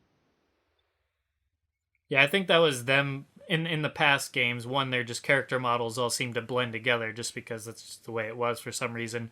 But two, I think they struggled with what to do with like hitboxes. They wanted to keep it all even and fair, but that's not what you have to do. And also they struggled where they made their, and we talked about this with like Goro's speed and whatnot and Shiva's speed. They made their big bulky characters always slow, but I think with Doomsday, especially in Injustice, they learned a lot because Doomsday was no slouch by any means. He was fast as hell. Which is good because Goro should be fast as hell. Well, not, reptile fast, but, fast. Still so. pretty quick. Yeah, you don't want him to be like the stereotype of the slow lumbering brute. Goro's supposed to be like this awesome fighter who's really, surprising and scary. Like he defies the stereotypes. He's not dumb. He's really intelligent. He's faster than you'd think he'd be. That's what's scary about Goro. Right. Which they have dropped the ball on since Shaolin Monks and that horrible boss fight where he just walked at this lumbering slow pace and resort of actually pick up carrying entire around a big heavy pillars pillar and too. yeah. So yes, I use Doomsday as what I'm hoping Goro will be more like, and Tor can be more like Solomon Grundy or Bane. Well, they literally compared him to Doomsday. Like Ed Boon, when people were asking Ed Boon on Twitter how is Goro going to play, he said, think Doomsday, which that's is a good example. Yeah, that's awesome then, because Doomsday was fast. So yes, I'm really happy with that if that's the case, and we should be seeing him in the next scene or the next stream, I would imagine. But what are your guys' thoughts? It does seem like they're getting better, and if I recall correctly, I think Kotal does stand up straight for his pose. Yeah, he does. I just Kitana's, and I mean maybe being hunched over like that is the right posture for like a ninja who's like crouched down because they're going to spend a lot of time dashing really fast. Yeah. It just seems or jumping weird even. the way like her ass is out and her back is arched. It's awkward looking. Her ass is out, her back is arched, and her head is looking up because she is shorter, so it all just looks weird. It all kind of battles against each other to make it look even more awkward. It makes her Ibuki pants look weird. Like somehow they look puffier or the shape is off because of the way her legs are angled or something. I don't know. Yeah. What are your guys' thoughts on her alternate? Because personally, it's kind of disappointing just because her primary is so damn good. To go back to an MK9 inspired outfit just doesn't seem to cut it for me. It's bland. Yeah. It's a slightly more conservative take on the MK9 that main, and it's just it feels like their attempt to do that costume justice properly, but there's just it doesn't grab you. It's boring. The things that bothered me about her MK9 outfit still bother me about this one. It doesn't look like an adaptation of an MK2 or 3 costume. That's simple. She still looks like a harem girl, unfortunately. Yeah, she's still got her stomach sticking out. And it's light blue and silver. I want a dark blue and black assassin one-piece sort of thing. I don't know. For me, it kind of goes back to the problem with Melina. I mean, people complain about the sluttiness of the female characters, but at least when they're slutty, there's kind of a charisma to that. So when you take that away, you got to fill it in with something else. Well, I think the thing is, Melina's supposed to be that way. Kitana's supposed to be very modest and dignified. Yeah, but I like you said though, they didn't really pull it off, but because it looks more conservative, that edge of charisma for me is gone. So it's like it's a lose-lose. It's like it's kind of a costume that pleases no one, I guess. Yeah, I mean that's just speaking in terms of why would you want to redo MK9's outfit. The thing that as an MKX costume bothers me is that I was hoping her alternate would be more, this is what she wore when she was, a slave of Quan Chi, something dark. And, the other concept art, the unused ones that they shared, some of them were supposed to be like dark Kitana, but those all look like gothy Sindel dresses. Easy, really Shadow look Louie. like Easy. a Brotherhood of the Shadow Assassin. Easy, boy. Calm It's down. okay. Razor doesn't know what goth is. I forgive him. No, I just didn't want you to get too excited. No, I'm not at all. I'm just kind of smiling bemusedly over here. But continue. I just mean like the Bride of Frankenstein, the high collared dress. Right. There was a lot of that look going on, and that's not what I was, what I'd want to see. And like, It looks a little more Cradle of Filthish. That makes someone sense. who's supposed to be murdering people for Quan Chi. I'm getting kind of like a sci-fi Fifth Element Game of Thrones thing here, looking at these things personally. I don't know what's going on with that one on the left. Yeah, I don't know. Boot spikes? For me, the primary is just so damn good that the alternate was going to be a hard time to beat it, and I think they took the worst direction to beat it, or at least to give us something different. They really didn't even do that. They gave us, same old Kitana type thing, and what they really needed to do is, if they're going to, make something as cool and unique and fun as the primary is, they needed to do something completely different, or at least, make a better representation, like Razor said, of her classic attire. So yeah, I don't know. It's Well, I just have a weird. theory about that. I think one reason why they went for a classic route is because, with the way some of the models are now, it's going to be a lot harder to do universal classic costumes with the MK3 ninjas. Like, imagine Reptile in Deceptive variation with a classic costume on. So what is that going to look like? Is he going to have human arms and a reptilian face with no mask? How does that even work? And with Kitana, I figured maybe they thought, well, if a universal classic costume pack isn't going to be in the works on that level, we may still see it, but they're like, well, let's give him a classic costume, but let's make it updated so it doesn't look silly, like kind of like the whole. I don't know. So it doesn't look like a motion capture dude like it did from the old game. I guess that's what I'm They saying. could tweak animations for an alt. They did it for Human Sector and Cyrax. I don't even think Yeah. we're gonna get. I don't think we're gonna get palette swap attires this time. We might get something new, but I doubt we're gonna get MK1, MK2, and I MK3. really all hope I over hope they we again. do do. classic attires. They're more like a wide assortment, and they're more original stuff. Like here's Deception Sub-Zero, the Shredder Right, armor, right. or here's like Dark Raiden, or here's I agree. Johnny in a tux. Here's Sonya in like her Deadly Alliance jacket or something. Or like- just Or like just Kano pick in his random classic. Yeah. stuff out of history, not the palette swap. I really would like the palette swaps though, because for me, like, I feel like MK2 Sub-Zero really is nostalgic in terms of when I played that character. As in UMK3 Reptile, for some reason, I feel like it's a staple of that character specifically. I feel like every classic costume fits a character better than the other. Right, That's no. kind of how I feel. So if that's gone, that might be a bummer. I for me. completely understand where you're coming from and agree with you, but I don't want to pay for those again. If they're in game as extras, kind of like Injustice did, completely cool with that. If they want to give us the classic outfits that best fit that character, 100% in. But if they want to make, 15, we're getting 15 costumes as part of the combat pack, and if 9 of them are going to be for the male ninjas and the female ninjas, then shoot me now, because I don't want 9 of the attires taken up from Well, that maybe not again. for the combat pack, but later on, I would love to pay for that. Like, Well, in I terms agree of with the combat the pack. There's costumes gonna the be game a comes Ninja with. DLC pack. Wait for it. It's it's one of those things that's just gonna happen.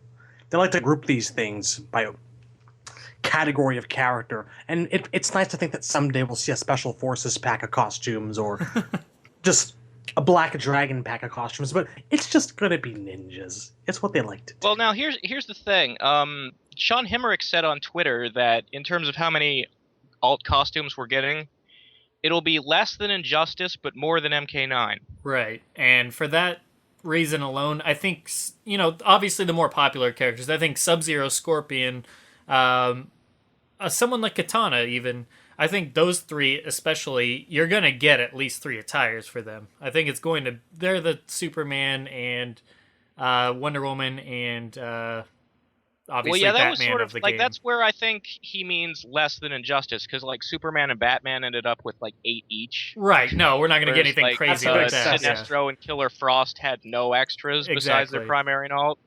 No, I'm just saying. Well, I'm betting the more popular characters will at least get 3, and then obviously we'll get a lot more than Injustice had in terms of spreading out amongst the characters. We're not going to get somebody with 8. That would be ridiculous.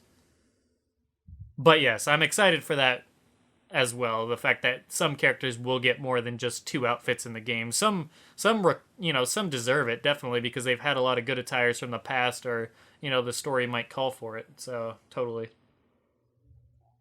And that's why if they want to do a palette swap, by all means, if they want to throw on a third attire for the ninjas, that's not hard to make a palette swap once they come up with the attire model itself. So, by all I'm means. worried that they did it already and they saw it and they're like, ew. That's what I'm worried about. They're like, that doesn't look good in 1080. I don't know. I think it would look fine. They're not going to use the same exact model, so whatever they have to do. But I thought they looked fine in MK9, and jumping up to 1080 is not going to look that much different. They just might have to put a little bit more detail on them. But still, once I again... don't think it would take much touching up. Flesh out the fibers a little bit, and you're good to go. Yeah, at the end of the day, you only have to create one and then just change the colors of the skin or obviously the fabric itself. But that's an easy way to give several characters a third attire just to say that they do. So, but anyways, any thoughts on Reptile's attires? I think we all like his alternate most of us, his primaries could be better, but looks okay. I don't know. Is that what I don't know. everyone's I feeling? think I like the primary better of the two, actually. Same. It's not that the alternate is bland. It's just there's not a lot going on. But it's There's- green, and that's it's- why I'm picking it. They made It's it got green, those- so I'm happy. I don't It's got I don't those dislike the interesting- alt.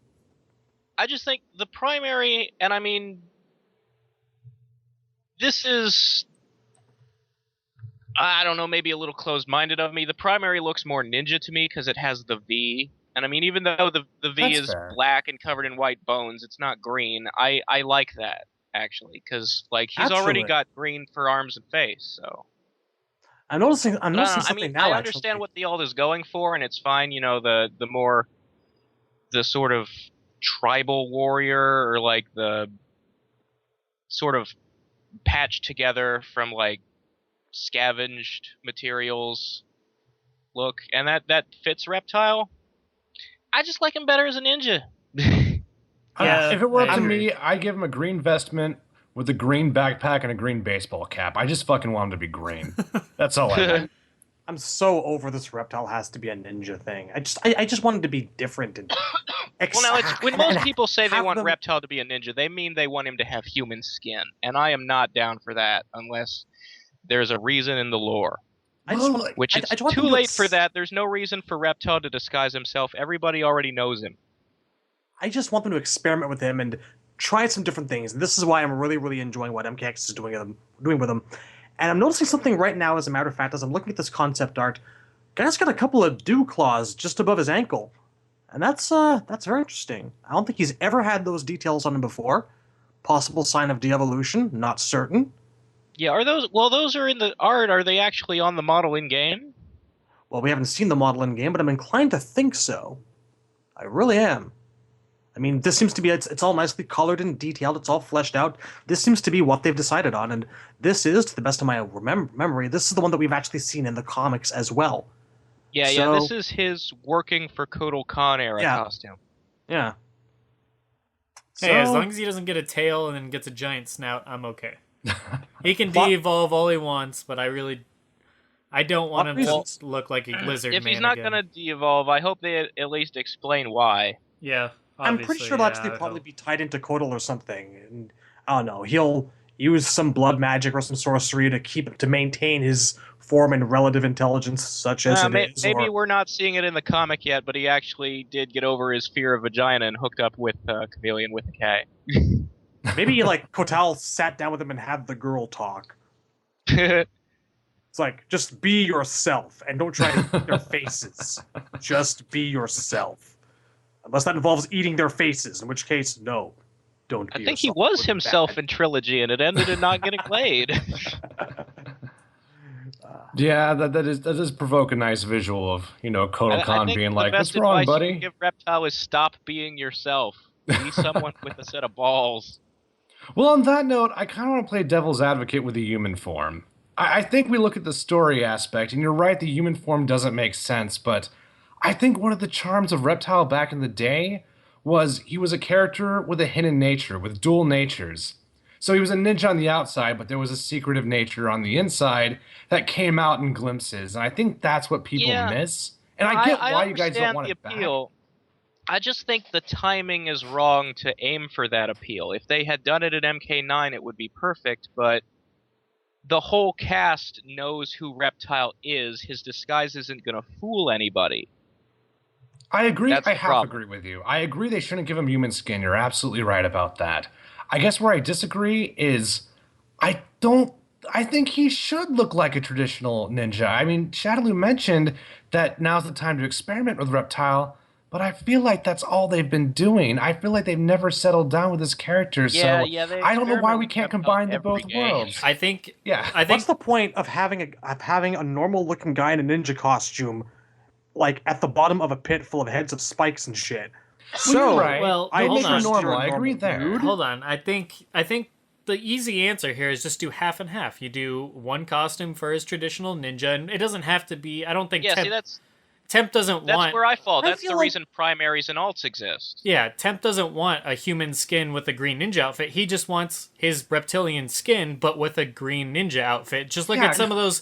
Look at That's some of my- those art designs. The concept art. He had some really awesome freaking designs, especially when you get Oh, they to look good. Yeah, when you get to the mean- one with the colored section where it actually has the green ninja outfit on him with an actual pattern on it. That would have been perfect for him with his green skin on it, and it just looked perfect. I feel like that's what this alt is speaking basically of going the, to be giving you. He's got like some green shin pads, and he's got the shoulder pads, he's got the mask, and he's got a pad of green like on the back of his arse. That's basically their answer to like human or ninja-ish reptile. But Well, then- the thing is, if It's you a fair take the V, compromise. Yeah, he's shirtless then, and it's I don't. weird. Yeah, a ninja without a V is like a penguin without a tuxedo. It doesn't He's look got- right to me. He's got those straps though. The V is implied. It's a soft V. It's a lowercase v. It's lowercase. I think it's an X, man. It's suspenders, is what it is. I feel like we've never had. I mean, I think the closest we had was Deadly Alliance. I really like that V a lot. I feel like had the UMK3 Yeah, vibe. I mean, if but you get past the fact that the body wearing it is a giant iguana, like his body shape has changed, he's actually wearing an outfit very similar to the Ultimate MK3 Ninja. And it looks good. It looks really good to me. I wish we could get something like that back. I wish we could have new Reptile with an old nostalgic ninja costume that is, I mean, not copy and paste, but something that just looks like a ninja costume made by Khan's forces Well, I that mean, like- fits Reptile. Even his Shaolin monks, look. That's a green ninja outfit, but a new, Oh, his yeah. updated look. I like that a lot. It's green as fuck. Yeah, his Armageddon one as well, same thing. But yeah, I'm in complete agreement with you there. I like his green skin, but I also like a green ninja outfit. I think when the only thing green on him is his skin, I don't like that as much. But I'm completely of the mindset that you have his main attire be his, one attire, which be ninja or whatever, and then the other one can be the one that you experiment with. I think there's, with, like Razor said, primary and alt, that's supposed to make everybody happy by giving somebody or each person something they want. And it's kind of split down the middle what you want with Reptile. Do you want it to be more, scavenger, more exotic look, or do you want the traditional ninja look? And you can get the best of both worlds. Hell, that's what, DLC attires are for on top of that. So hopefully through all of these, those concept arts look really good, and I would not be unhappy if I had to pay for one of those and get that for Reptile. I would be completely okay. I wonder if they, for DLC, would go for this one that has the flare out hood like a cobra. If they would give Emperor Khan from MKO royalties for coming up with that. I don't Because like that was I one of my have least seen that favorites, fan to be art honest like with a you. year before this game was even announced. So Yeah, I'm not digging the Cobra hood myself, but It's too Cobra Law for me.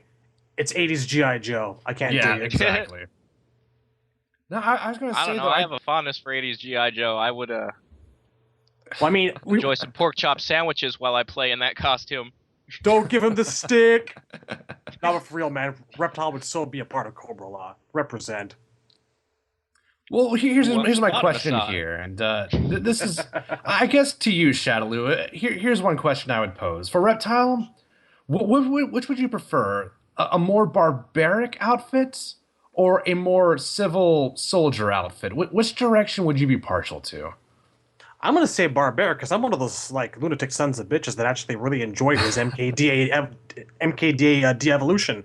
And while we're on the topic of things we pay money for, I would actually willingly pay money for a skin that actually had the tail with it, and Yeah, that for a concept bonus. and that concept art, those little like sections where he's doing the acid spit, but his throat flares out like a frog's. Yeah, like bulges like a frog before the I want want to see that. I really want to see that in the game.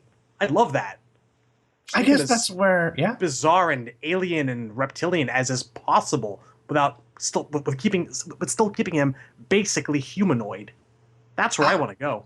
I guess that's where the difference is with me. I like the idea of a savage lizard man wearing like human clothes and trying to be civil, but not really pointing it off. I guess that's where I've always loved Yeah, the that was character. always the appeal of the human disguise to me, because Yeah. you ask, if he can turn invisible, what does he need a disguise for? And, it's like, well, my answer is, okay, well, while he's being Shang's bodyguard, he's maybe trying to fit in. He wants to stand there and be seen so that everybody knows Shang has a bodyguard. Don't fuck with Shang. But he doesn't want people to know he's a monster. He wants them to not suspect that he's anything but another, ninja at this tournament. And I think it represents him well too, because Reptile, I mean, he's a sentient, conscious being. He's not a dumb lizard. So I feel like if we're going to reflect the savagery, if that's a word, if we're going to reflect that in the costume, I feel like we should also reflect the fact that he is, a sentient creature with opinions and thoughts and perspectives. I feel like we get both worlds in there. He is dumb, though. I'd kind He's of pretty dumb. like to see a version of the human costume where it's obvious he's not passing. Like, it's clear that he's bad at disguising himself as a human being. Reptile, when we told you to put on pants, we didn't mean on your head. Go try again. You got those sexy shorts in Deadly Alliance. Or his skin's like I patched just up want to from see multiple something where like ethnicities or he's something. trying Yeah, his Leatherface best, style. but like you can tell he's wearing skin he ripped off somebody, and like he's got the big clawed feet sticking out. And But no one the talks shape of about his it. head is a little wrong, and it's like someone would walk up to him and go, "What the fuck is wrong with you?" And he's like, "What? I'm just like you. I'm another human. There's nothing to see here. Move along." Should we I tell look him exactly like you? it's best not? We can barely get him to take a bath in the first place. That's true.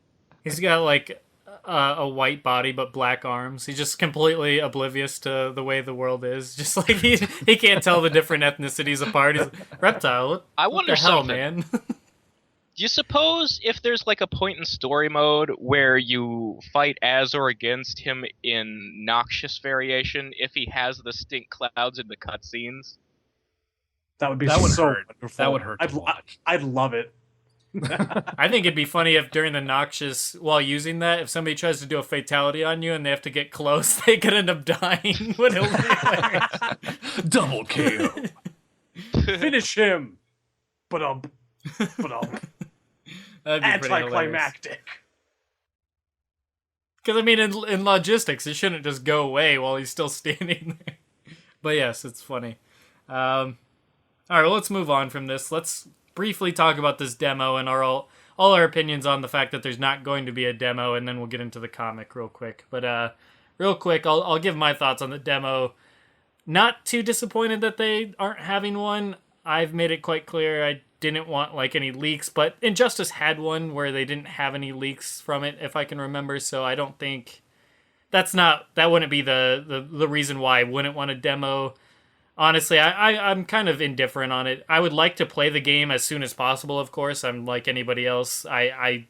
If somebody said, "Oh, it's coming out next week," I would, be giddy as a little schoolgirl and, be counting down the minutes until I can download it right away as fast as I possibly can.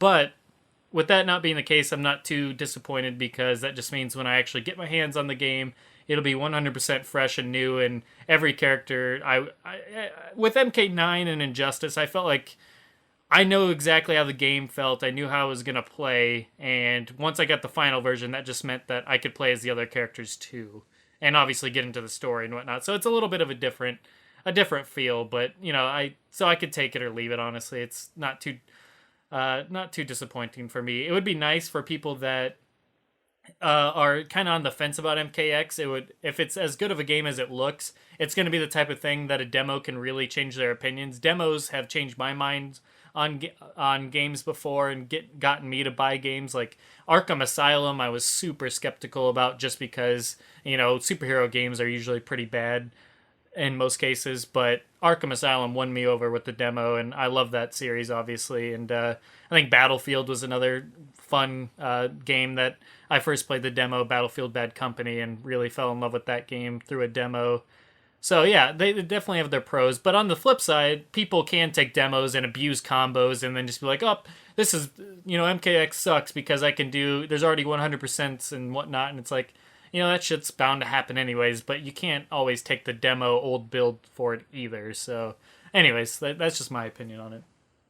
Well, my my thought on it is NRS demos kind of suck. Like, they're always the earliest possible build of the game. Like, the Injustice demo, you could only play as Batman. And it was really kind of stiff and janky. Like, I don't think they do a very good job of selling their game with that kind of content. I thought you could play as Wonder Woman, too. I'm pretty glad we're not getting a demo. And Lex Luthor. Because I don't think it'd be very satisfying. I'm probably the wrong guy to ask. Number one, I tend to know whether or not I want to purchase a game as soon as I've laid eyes on it, like learned a little bit about it, and seen about a month's worth of screenshots and some videos. I'll form my opinion then. The games that I play are few and far between. I'm really ultra selective. I'm ultra selective, and I buy maybe 4 or 5 games a year. That's not a lot. Yeah, I'm with you. I don't even have the time to fuck around with demos as much as I'd like, even if I did want it to. It's MK. I'd probably and coming buy less games than that. I mean, just saying, coming after MK9, where the gameplay was already top notch, and knowing that MKX is going to be expanding on all this, I don't need a demo to know that I want this game. Number 2, security reasons. Maybe we got lucky with Injustice. I don't know. I don't care. I don't want a repeat of people ripping all the data out of the demo, because I feel like because it's MK and because it has those secrets, there's even more of a draw, and people are going to try harder, and it's going to happen. Can I get an amen? Amen. Hallelujah. I agree with you there. Obviously. Seriously. No, I hated that. It's a wait and see game, and I want to wait and see. I'm looking forward to seeing everything on my own terms, my own time. That's all. That's really all that there is to it. I can wait. I'm not impatient. yeah, I very rarely follow a game waiting for it to come out. I usually pick stuff up after it's been out, and I didn't hear about it, and then somebody's like, oh man, you got to try these Mass Effect games. So I went out and got those, or I saw videos of Double Dragon Neon or Sleeping Dogs, and I'm like, wow, that looks really good. I'm gonna go buy that. It's very rare. It's the Mortal Kombat series. Sometimes what was another one I picked up because Brutal Legend I was following before it came out, and that's just because I really like Jack Black and heavy metal music and stuff.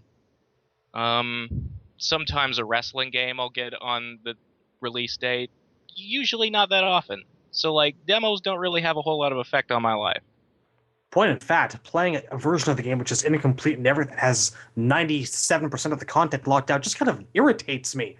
I know the data is there. It's on my console. I can smell it. Why can't I access it? Again, with the Injustice demo, only playable character was Batman. And Batman doesn't have the funnest moves in Injustice. There was Wonder Woman and Lex Luthor. Oh, were they playable too? Yeah. Yeah, but I know there were 5 fights, but they're the least fun characters in the game, in my opinion, too. Batman aside. Yeah. I think in the arcade tower part that you could do, couldn't you fight Doomsday?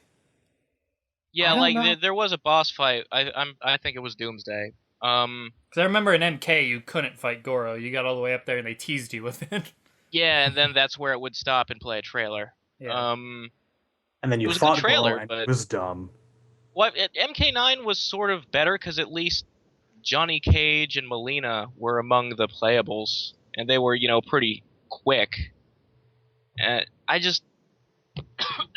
Batman, Wonder Woman, Lex, nowhere near my mains in that game. See, my I mostly play I don't know if I even have an Injustice main. I guess the closest would be Green Lantern and Green Arrow.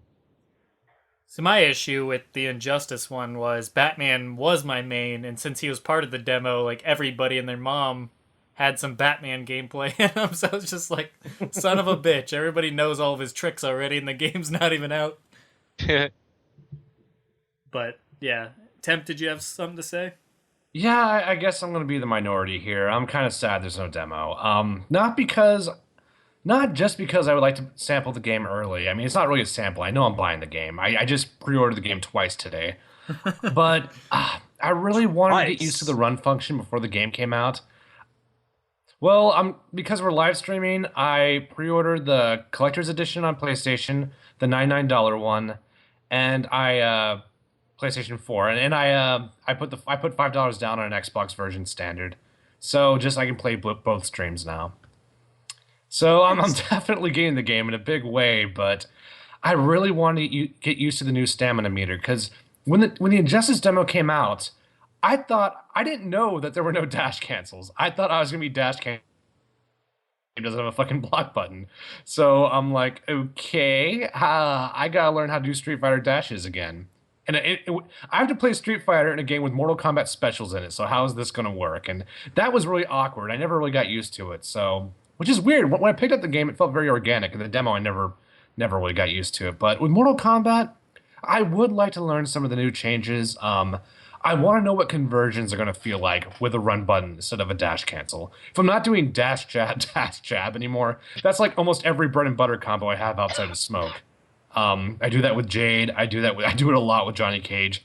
That's like all I do with Jax. So I'm like, I would like to know how the game feels now. Even if it's 4 characters, 2 characters, 1 character, I'm not crazy about. You know, if I'm playing Devora mirror matches in the demo and that's all I can play, it would be cool to learn how mobility feels in the game. But on the same token, I do kind of agree with you guys. I don't think a demo is as valuable as it was for Injustice or Mortal Kombat 9. When Mortal Kombat 9 was coming out, we had no idea what that game was going to feel like. Our last point of reference was Mortal Kombat versus DC. So that was a big deal. With Injustice, it was a huge 180. It was like, okay, now you're going to be playing footsies like you would with Street Fighter, but you're going to have the range and kind of the zoning you had in Mortal Kombat, more zoning even. So that made sense. That's true. In That's this game, a good point. It's really Mortal Kombat. Da da da. He fell out. Did he Hop in the die? game on April 14th. Okay, you just came back in, so repeat You dropped out whatever. for like a good 5 seconds there, Yeah. man. Okay, where was I? What was the last thing you guys heard? Don't even know, so just repeat the last 10 words you said. Yeah, so basically in a nutshell, this is not the huge jump we had from MK versus DC. All we're really learning is how traditional dashes and the run mobility is going to work. And I would like to get my hands on that because that has me really curious. I want to know what juggle conversions are going to look like now, but you guys are correct. I don't think it's a huge deal. The game is so close that I mean, the game's like right around the corner, so it's not even that big of a deal for me. But I would have liked to have had one, you know. And 8 weeks away. Yep, it seems like nothing. We're on episode 18. That's pretty crazy. Yeah, we're closing in. Yep. 7 weeks, 5 days, and 51 minutes. It is.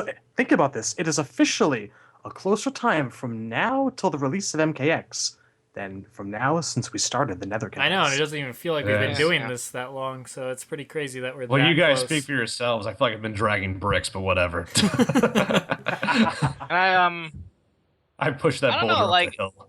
this is right at that point where I'm like, see, I don't get hype at this point. I get impatient. And that's, I think, there were some complaints on the previous episode. Razor never sounds hype for anything. That's because I don't, I will feel hype when I'm hopping in the car and driving to GameStop Yeah. on opening night. I agree with that. I'm not gonna feel excitement till then. Right now, I'm just, the wait is an inconvenience. I want it now. I'm not spending all day slapping F5 on the board to see if there's been any new information. Just twice a day. That's all I Yeah. really need to do. Yeah, I'm hitting F5 on life. Is the game out yet? Is the game out yet? God damn it! I think both me and Shadowloo took work off to play this game, so Yes, I did. as did I. Oh, so you guys are gonna be Fell there on Tuesday? down a Yep. flight of stairs. Yeah, that reminds. Are we getting a midnight release on Monday night, or is it? My GameStop doesn't know yet. If They're- they they're do, still if they figuring it do, out. let's play then. Let's all get together and play. But if It's- not, Yeah, that's. I'd like to, 'cause- but it's a problem for me because hereabouts, they don't really do much in the way of midnight releases in Quebec. There is an independent game store not too far from where I live that probably would, but that would involve me canceling my pre-order and bringing it elsewhere. ugh. well, I'll see about it. I don't know. something we were thinking about doing was when we get it, I'm sure we'll stream some matches. We were thinking about that night live streaming story mode, so that we could all, have our very first reactions to the story be on the air before we've seen it at all. We're gonna have to have like safety words like, "Oh God, pause. Did you see what just happened? Getting up for a cigarette. Can't even compute it." Yeah, I mean, the important thing will be we'll have to keep our mouth shut during the cutscenes and only talk during the fights. We'll be basically in the shoes of the development team during their class. Yeah. But yeah, I'll have Tuesday free now that I'm not working, so hell yeah, let's play all damn day. I'm up for it. But yeah, so I mean, we might even stream all day between all of us, either be it story or just playing matches all day. We might have to get a King of the Hill going for pretty much most of Tuesday. That'd be pretty cool. Well, I'll be waking up like at 3 p.m., so I'll see y'all then.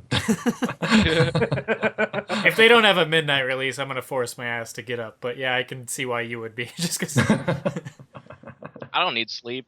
Who the fuck needs sleep? It's got time for sleep. I think that like the day before that game comes out, depending whether or not I do a midnight release, I might actually just go to bed at 7 p.m. so I don't have to like sit awake all evening going. Yeah. Gonna have to sleep soon. I'm gonna take a nap Monday. That's how I'm gonna. Just gonna take a tranquilizer. Yeah, I'd take like a bottle of NyQuil if I was in your shoes, Shadowloo. I totally agree. But for me, if there is a midnight release, alarm for 11, I'm going to bed at like 10:30 a.m. Yeah, so. No, I'm with you there. I'll be up all night if that's the case, just because I won't have anything to do. So the evening before is always the worst. Just like pop 2 Valium in a bottle of wine and just knock yourself unconscious. That's why I'm trying to deal with this. See, I'm little kid waiting for Christmas problem. That doesn't sound healthy. That sounds dangerous. Yeah, I was about to say. I'm in the tough spot where I don't take any of that. So if I don't think you're supposed to mix alcohol with medication. There's probably something written on the bottle about that. You're not supposed to, but it's oh so fun, and so many rock stars will guarantee you it's a path to success. I've done it before. It's so many rock stars died early and left a pretty corpse behind you now. Okay. Not as many as professional wrestlers. The autopsy never said NyQuil. Just well, no, those corpses weren't pretty though. All right, well, let's move on to the comic because this is going downhill fast. All right. Who has the comic at their availability? I am looking at thumbnails right now. Okay, let's just kind of breeze through this. Let's not go panel to panel this time. All right. Let's just let's summarize it. All right, so we've got Kotal Khan giving the address to his subjects. He's telling them that Goro has disappeared while chasing Melina into the Golden Desert. His father is going to oversee a search for them, and for Goro, he's going to hunt for Melina, and he gives them the Wrath Hammer of Shao Kahn to fulfill this. And, they're all happy, and they're cheering him, and his dad says, "You always knew how to win a crowd," and they walk off, and Kotal's sitting here kind of worried about, how much sway he'll have if people start starving, and his dad backs him up. And he's like, "When I come back with Melina in chains, you can eat her heart before your adoring public." And Kotal says, "Melina is not the threat." And shit gets real here. He says, to quote, "Reiko and I served Shao Kahn together for decades. He's a genius without scruples. My spies report he seduced Melina to become her closest advisor. They've also discovered his location. So, his orders are, bring no one back in chains, kill Reiko, kill Melina, That's it." So here we have Reiko being built up to be like a total and complete badass for the first time in MK history, and I'm loving it. I don't know about the first time. It's pretty consistent with his one scene in Armageddon. Okay, that's fair, but I mean, it's doing a good job of adding to a character that some people out there would say is kind of useless. And I'm really most people would look at Reiko, even with that one scene in Armageddon, and brush him off. This is giving him his due, which I really appreciate because I like the character. It really is like long past time that like Outworld's had like a sensible military general who forms plans and creates tactics and does diversions and shite, and it really is wonderful to see. Because like I said, I always thought of him as... It's basically been G.I. Joe. It's been a bunch of lunatics with quirks as forming Shao Kahn's army. So it's good to see someone finally in tactical control. Sorry, go on. Yeah, I always thought of him as the first villain in the series who was really established to be intelligent and sophisticated, and those are like Quan Chi's main traits now and have been since versus DCU. But before that, he was just this. He was kind of barbaric, and his like main personality trait was he has this really unnaturally deep voice, and that's all there was to Quan Chi. And like Reiko was the first guy who came off as like really like cultured and savvy. And yeah, it definitely shows in this comic.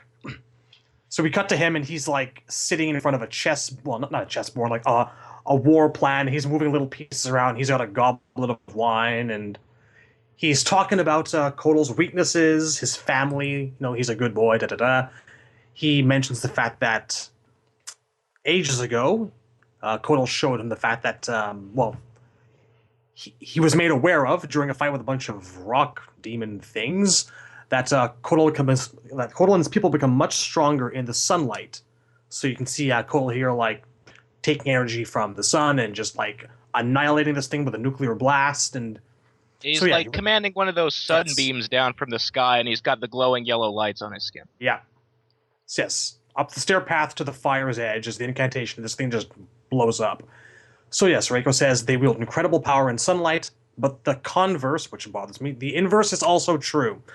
They're also substantially weaker in darkness, the Osh-Tech people.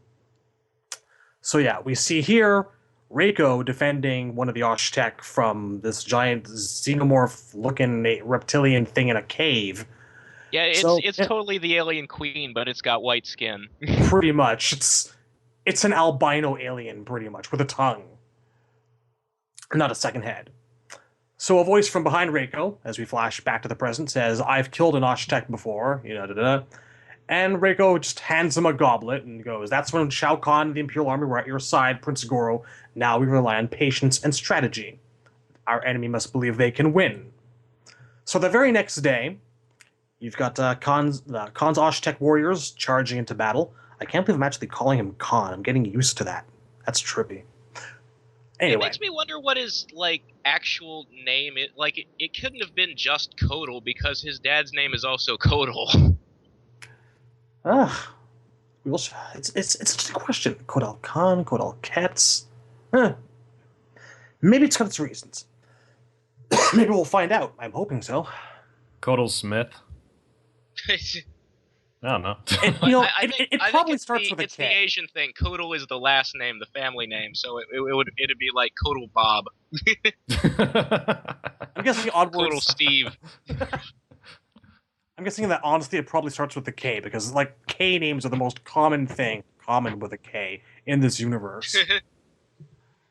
So yes, you have the Osh-Tech warriors charging into battle, and Reiko says that he leaked their location. He'll send his most trusted warriors, which he has. And then, awesome moment number 2, Melina's faithful servant Rain removes their solar advantage. Just a bunch of fucking clouds gathering across the sky. Yeah, they don't show Rain. Rain's not even the weather here. From somewhere. He's just being godlike, overpowered, off-screen somewhere, and yeah. It is pretty godlike, though. I thought that was really cool. It's a great touch. So Rain fans can be happy. They don't see him, but he's definitely in effect here and doing cool shit. It's very trolly. I like it. Making clouds is what he does. So, for a moment... He blots out the sun, and... They all start freaking out a little bit. And Reiko's voiceover continues, "For a moment, the brave warriors will no doubt." And you see Reptile here, and he's kind of freaking out a little bit. It's like, this is not good. And pride will drive them onward into your arms. And Prince Goro is just standing up there and telling Kotal Ketz he's a fool, got his arms spread wide for battle, and so Kotal's dad goes, "Goro, I did not take you for a traitor to the Khanum. An oversight I shall correct in his name," and whips out the warhammer. Goro cracks his knuckles, and Ketz gets the first shot in, and we've got a nice little X-ray view of Goro's teeth going flying, and Goro gets up with his badass moment after spitting some blood and asks him, "Was that your best?" Kind of a Shao Kahn little nod there. And Goro tosses a green fireball, and he just does a jump, and More voiceover. What of the other warriors? Am I to fight them all at once? And Reiko's voiceover continues. The Red Dragon recently acquired a cloaking technology utilized by the Cyber Lin Kuei. Movado and his mercenaries are professionals. They'll leave you free to deal with Kotal Cats. So, more of soldiers being slaughtered by the Red Dragon. We get Movado here for one panel. Looking pretty much the same as his Deadly Alliance incarnation. Nothing too different on here. I'm a little disappointed that they didn't embellish him any, like how they gave Suhao the face tattoo. Like, I was hoping they might revamp Movado a little, because he could really use it. I was actually kind of hoping to see his alternate rather than his main, but I guess this is much more recognized. Yeah, that is the better costume of the two. Yeah. But, on a plus side, the Red Dragon which was surrounding him looked pretty darn neat, and they got their little electric bows, and what the hell is Movado actually using? It looks like a little, like... I think it's just a sword, or it kind of looked like he's holding a blade, but it doesn't have a handle. Yeah. It's an interesting little weapon that you can't really make out what it is. There's a serrated tip to it. It suits him. I wouldn't say no to it in a game. So, more of Kotal's men being killed off by the Red Dragon. And we cut back to Goro landing on Ketz with a stomp, and he says, "Your son sent the Prince of Shokan into the desert to hunt rats, and I am no man's rat catcher." And cracks his skull against the sharp rock, takes the hammer back and says, "This does not belong to you, and neither does Outworld," and smashes Ketz's head right off of its shoulders. Lovely, gigantic spray of blood everywhere, and Red Dragon in the background looking on. And we cut to later, where Kotal Khan is having a bit of a breakdown, and he says, "My father, it cannot be." Reiko's voiceover continues. Kotal's blood runs hot. This loss will boil him. He will make mistakes. And we get Reptile here, the bearer of bad news, saying, "It is true. Goro was a traitor, and Reiko enlisted the Red Dragon." And Reiko's voiceover continues. He will destroy himself. And with this, Kotal withdraws a dagger from the scabbard and says, "I am sorry, father, but I have no choice. But by my father's soul, I, Kotal Khan, Emperor of Outworld, invoke the gods before gods. Bind my soul by the blood code," those words again, make of me a blood god, grant me the power to disarm Goro permanently." And that is where things end. Yeah, so that dagger is obviously one of the Kamidogu. Like, he already has it. And he's doing the blood sacrifice to get whatever powers this one gives you. Do you guys think this is going to lead to a more villainous Kotal Khan? I really hope not, because I like the way Me too, I absolutely agree. This is really seeming like it's going to be a short-term comic thing by... It depends on what that dagger does, I suppose, because like when Raiden cut himself, he just got visions.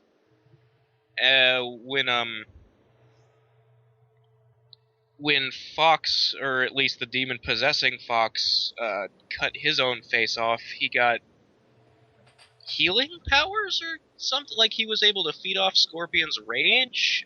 Well, he lost his mind too, and it sounds like both Fox and Kotal missed the blood code. That was part of being possessed by the demon, I think. Okay, well that makes sense then. But the blood code came into... the demon possessed Fox to get the dagger because he wanted the dagger's power.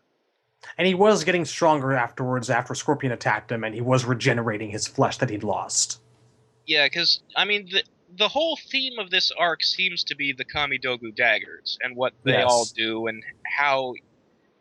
I hope we find out at some point, I'm sure we will, how everybody got their hands on these daggers, and why... whether they're Kamidogus or just connected to the Kamidogus, because they're obviously not the big shapes from Deception. And, the question of, if these are the Kamidogus, why are they here? What happened to Shujinko and his quest? And mainly, what do these daggers do? Like, it seems like, according to Raiden, and Kotal used the phrase gods before gods, it seems like the theme is, like, these allow you to talk to the Elder Gods and get powers from them or something. Because Raiden directly referenced the Elder Gods when he used the one to get the visions. would seem logical to say that Kotal's gods before gods would directly refer to the Elder Gods because they are the gods who created the gods. Seems sensible to me. Simple. Well, there's really only the two options. The Kamidogus were weapons created by the Elder Gods, but they're also tied to the one being. So it's either them or it's him. Well, the plural really makes me think it's the Elder Gods. Yeah. Or well, Being it could a be that one people being and think all. it's the Elder Gods, but it's actually the one being, because these things do seem kind of evil or like a monkey's paw. We also don't see what happens to Sub-Zero when he gets cut with it. Yeah. Which is disappointing. I kind of wish they had followed up on that, but I'm guessing we're not I guess going to that's see coming him. up soon because We've been away from that arc for quite some time. according to the now. future issue solicits, the way Scorpion going after Raiden ends is, I guess Raiden's going to talk him down and send him after Sub-Zero. Wait, what? I didn't know That's- that. That's crazy. yeah, that's-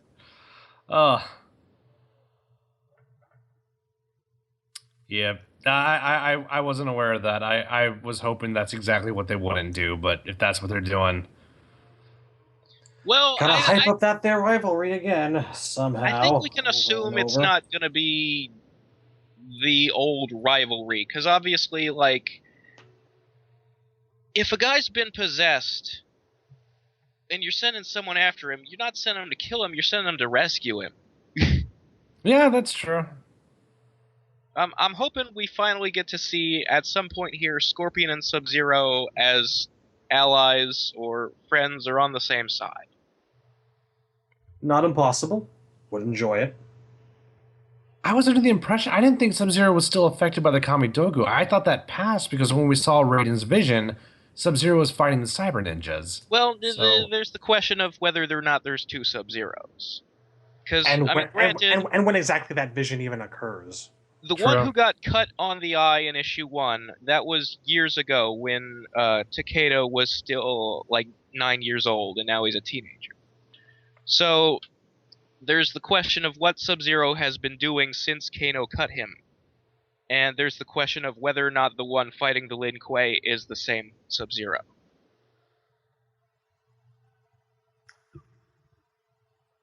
Quite I mean, right. I'm rooting for Kuai Liang in both roles. I don't really want to see Bihan running around and stuff, but I don't know. These are the things that still kind of nag at me. Shared identity once, shared identity twice. That's what I say. Yeah, I mean, my preference would be for Kuai Liang to do all the things, but I have a feeling they're going to go for both.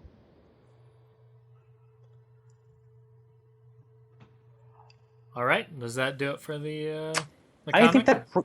that pretty much does indeed. I mean, apart from the foreshadowing of where Kotal's going to be going with this Kamidogu, this issue pretty much just served to reinforce the notion that Reiko is an unstoppable badass. Yeah. It That's looks good like enough what's for me. coming next is just a fight between Kotal and Goro. Which and- could lead to his death. So I hope we get back to Cassie and Jackie and Aaron Black soon. yeah, I 'Cause s- that I suppose kinda- it will. I mean, we got here from there. Like, that was 2 issues ago. Noticing a lot of trends of setting stories up and just sort of leaving them in the lurch. Yeah, there's a lot of ADD have, like- in these comics. We have Kintaro coming up, and I don't even know what the hell is going to be happening. We'll see. Well, I think they can afford it because they're weekly. Well, Is it's the- also We're not waiting that long to get the next thing. So, perhaps they're just setting everything up for the game to kind of play everything Answer out. all the questions. yeah. Maybe. Like Yeah, we'll probably maybe see there's a recaps lot in the of game. there's a lot of spinning the wheels here because so they don't spoil stuff that happens in the game. Probably. And yeah. then once the But game that's- comes out, then things will kick into higher gear. That's kind of what happened in the Injustice comic. If that's the case, though, this comic's not going to make for very satisfying reading on its own. Well, Just setting up a yeah, bunch of it's like dominoes and backstory. being that. 8 more issues until the game's out. It's just a lot of backstory and just, you Yeah. know, for the people that really want to know every little detail about the story, which, you know, that's what we're doing. So, And I mean, I'm enjoying it so far. yeah. It's good for me. I'm Nothing just saying. else, it's just nice to see all these characters like Reiko and Fujin again, you know? Yeah, for sure. And especially in Reiko's case, to see them used so well. Yeah, Reiko especially. Although Fujin's not bad. I feel like there's a lot of personality in what we've seen so I far. feel I like his I feel relationship like with Raiden. something will happen with Fujin, like he'll get his moment, and like just showing him hanging out with Raiden sets that up for later. Yeah. So I'm looking forward to it. There were But he some hasn't little, done much yet. There were some visual observations this comic had me thinking about. Like we saw the bedroom view of Reiko and Melina, and I feel like there's that I love panel that said a shot where lot. she's licking his neck and he's looking away and frowning. Yeah, I think that yeah. it speaks volumes in that one panel. I think there's a lot to be said there about that relationship. Someone's wonderful Photoshop on MKO was, "I've made a terrible mistake." I love that picture. I don't know. Another one was Reptile, of course. I like Reptile, recapping the battle for Kotal. I thought that was a nice little dignified moment for Reptile. I thought that was really good. Yeah, it's nice to see him have dialogue. Just anytime he gets to talk. Yeah, it's nice to see him not be an asshole, just to have like a demeanor that's neutral, and helpful and kind of productive. I like that. Yeah, with poor Reptile, I thought that was going to lead to his death or something because we're so used to that. It's visual evidence that he doesn't always get treated like shit under Coach Al. It's wonderful. I was found so his worried. gig. I was so How worried. did he get away? Like, he's the only guy who survived the battle. Yeah. I was worried I guess just I because should of that, though. about a guy who can turn invisible. How did he get away? There you go. I was just so worried, like, he was going to shoot the messenger in that scenario, because that's what Khan or, Quan Chi or Shang Tsung would have done, so I was like, oh, yeah, God. but see, Kotal's a nice guy. Like, he's almost the hero of this story. Because when Raiko was like, he'll let his anger get the best of him, and it cut to the panel of him pulling out his knife. I'm like, no, Reptile. Fuck you, Reptile. Get out of there. How dare you tell me my father's dead? Yeah. That's what I thought. That was my initial impression. Shao Kahn would have ripped him limb from limb, but Kotal, no. He knows the value of a good messenger. But yes, let's... You promised you wouldn't stab me. I am not an Oshtek of my word, Reptile. Oh, God. All deals are off. And Reptile doesn't even look afraid for his own safety in that panel. It's nice touch. Yeah. He knows he's in a good place. I almost want to see him work for Raiden, just so Reptile can do the same shit, and Raiden can be like, "Where have you been, Reptile?" Just that'd be fun for me. I like that. I giggle. So, but it sounds like you're about to say something, Cyborg. No, I'm just ready to move on to the Kai thing. But if you guys have closing thoughts, I don't want to cut you off. Well, I just had one more thing. Goro currently has Khan's hammer. Yeah. And in the game, we've already seen that Khan's hammer is part of the Quan Chi stage background. Like, it's on display next to his armor. That could be before this scene or after this scene. I don't know which. I don't really care. The point of what I want to say is I hope Goro has a variation where he uses the hammer. That'd be crazy. With Be 4 very arms nice. and whatnot, that'd be interesting. Punch walk made even worse, whatever punch walk is. Apparently, it's walking and punching at the same time. That's what I hear. Multitasking. Have you heard them toss up that term around on the cast though? They keep referencing a punch walk. Yeah. It's gonna be amazing, whatever the hell it is.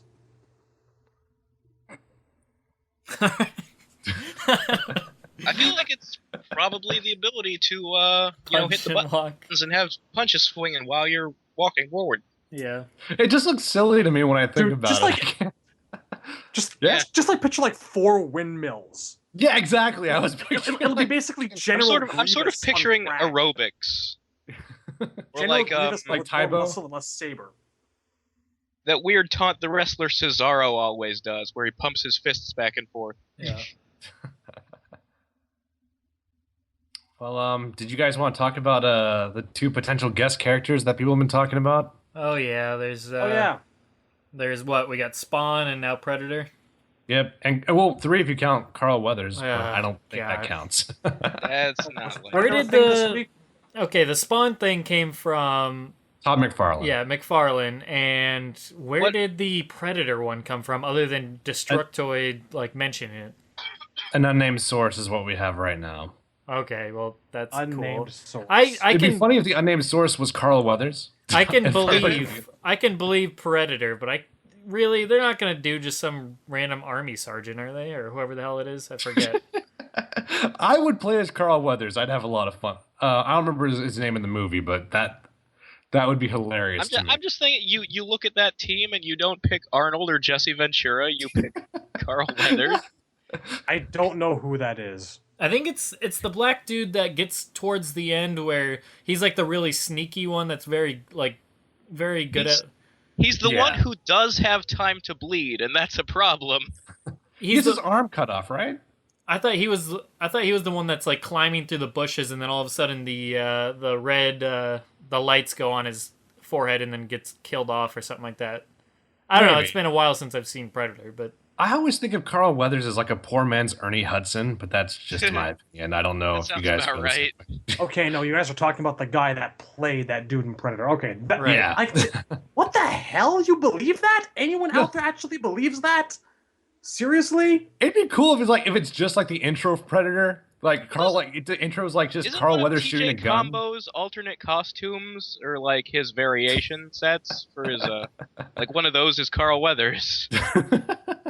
I don't believe it at all. I can believe Spawn, I can believe Predator, but I'm still crossing my fingers for Jason, and I would definitely take either Predator or Spawn with that, but I'm still holding out hope for Jason. Let's talk about the Spawn thing a second, because McFarlane didn't like specifically confirm it. He just said that he'd be open to it. There's a deal where they have a window where they can put Spawn in a game.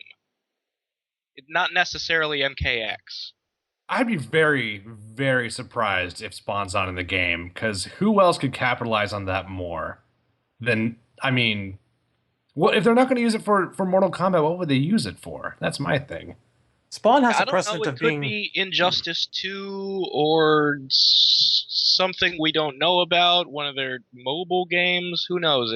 Spawn can certainly fit in the Mortal Kombat universe. It's not a bad pick. And on the other hand, character 2015, who cares about Spawn anymore? This is, to be fair, a character who's had a couple of games of his own, and there's a history of people being like torn apart and ripped off and decapitated in Spawn games, and comics especially. There was a really kick-ass Spawn game for the Dreamcast. I think it was called... What the hell was it? I don't even remember. But it was absolutely amazing. Great soundtrack. But this is a character that they could definitely make work, and I would not be opposed to having Spawn in this game. It's true there's heydays behind him, but... It just seems odd to me because, like, Spawn was his heyday was the late 90s. Like, he was kind of old hat even when he was in Soul Calibur 2. Yeah. And he needs, if they're going to put him in this game, he has to have a cape. I do not give a shit about Spawn without a cape. Yeah. It's also got to be Al Simmons. I don't even know who the current Spawn is, but Al Simmons there's is my another Spawn that's not Al Simmons? Al Simmons died, a couple of years back. Spawn is up in Al Simmons for, years now. I was not aware of that. How do you kill a guy who's already dead? Yeah, super dead. Comics, I guess. Whatever. Decapitation. I don't know. I don't know how it happened. Spawn is like a mantle, like there was medieval Spawn and all that shit, but... Medieval Spawn was a fucking amazing character in that Dreamcast game. Giant-ass sword, one-hit kills. But sorry, continue. No, I just feel like one of my favorite things about Spawn is when you look at all the image characters that were popular, he's the only one who's not all life felded out. Like Spawn actually, when he has the cape on, that's true. Kind of slender. He's basically like, McFarlane was basically like, I'm not done drawing Venom. Let me put a cape on him. I'll take him over Savage Dragon. He actually Dragon. looks like a superhero character, so he's got that going for him. And there's a new Spawn movie on the horizon, I thought, right? Or was I wrong about that? I've heard rumors about it. I don't know how that's progressing. I think McFarlane said something in that interview about how down the line, yes, he's planning on doing comics and movies and whatnot again, but as of now, nothing's coming. Yeah, I guess soon. If he's trying to revitalize the brand, maybe that's why he's making deals like this, trying to get Spawn's name back out there, so people will want to go see the movie. They'll be like, "I remember him. He was in MKX." Though he did make it sound like he'd rather do the movies and stuff first, build up that hype, and then put them in other games because he feels like then he'd have more value, but. It sounded like that's what he was implying, but if they're going to do the opposite, then, either way, it's a win-win, but, yeah. I think that's a character everyone's going to be happy with, though. I don't think. I mean, you guys know me. I'm against guest characters almost on principle. But if I have to have one, Spawn is a Jason. really safe yeah, choice. Spawn. Yeah, I think there are people who are just they immediately have a negative reaction to Mortal Kombat and superhero crossovers, like they're still bitter about versus DC Universe. And I mean, whatever. If that's your opinion, you're welcome to it. I don't think it matters that much. It's a guest character. How much emotionally invested am I going to be in a guy who's not even a canon part of the game? All I know is I'll take it over Freddy Krueger.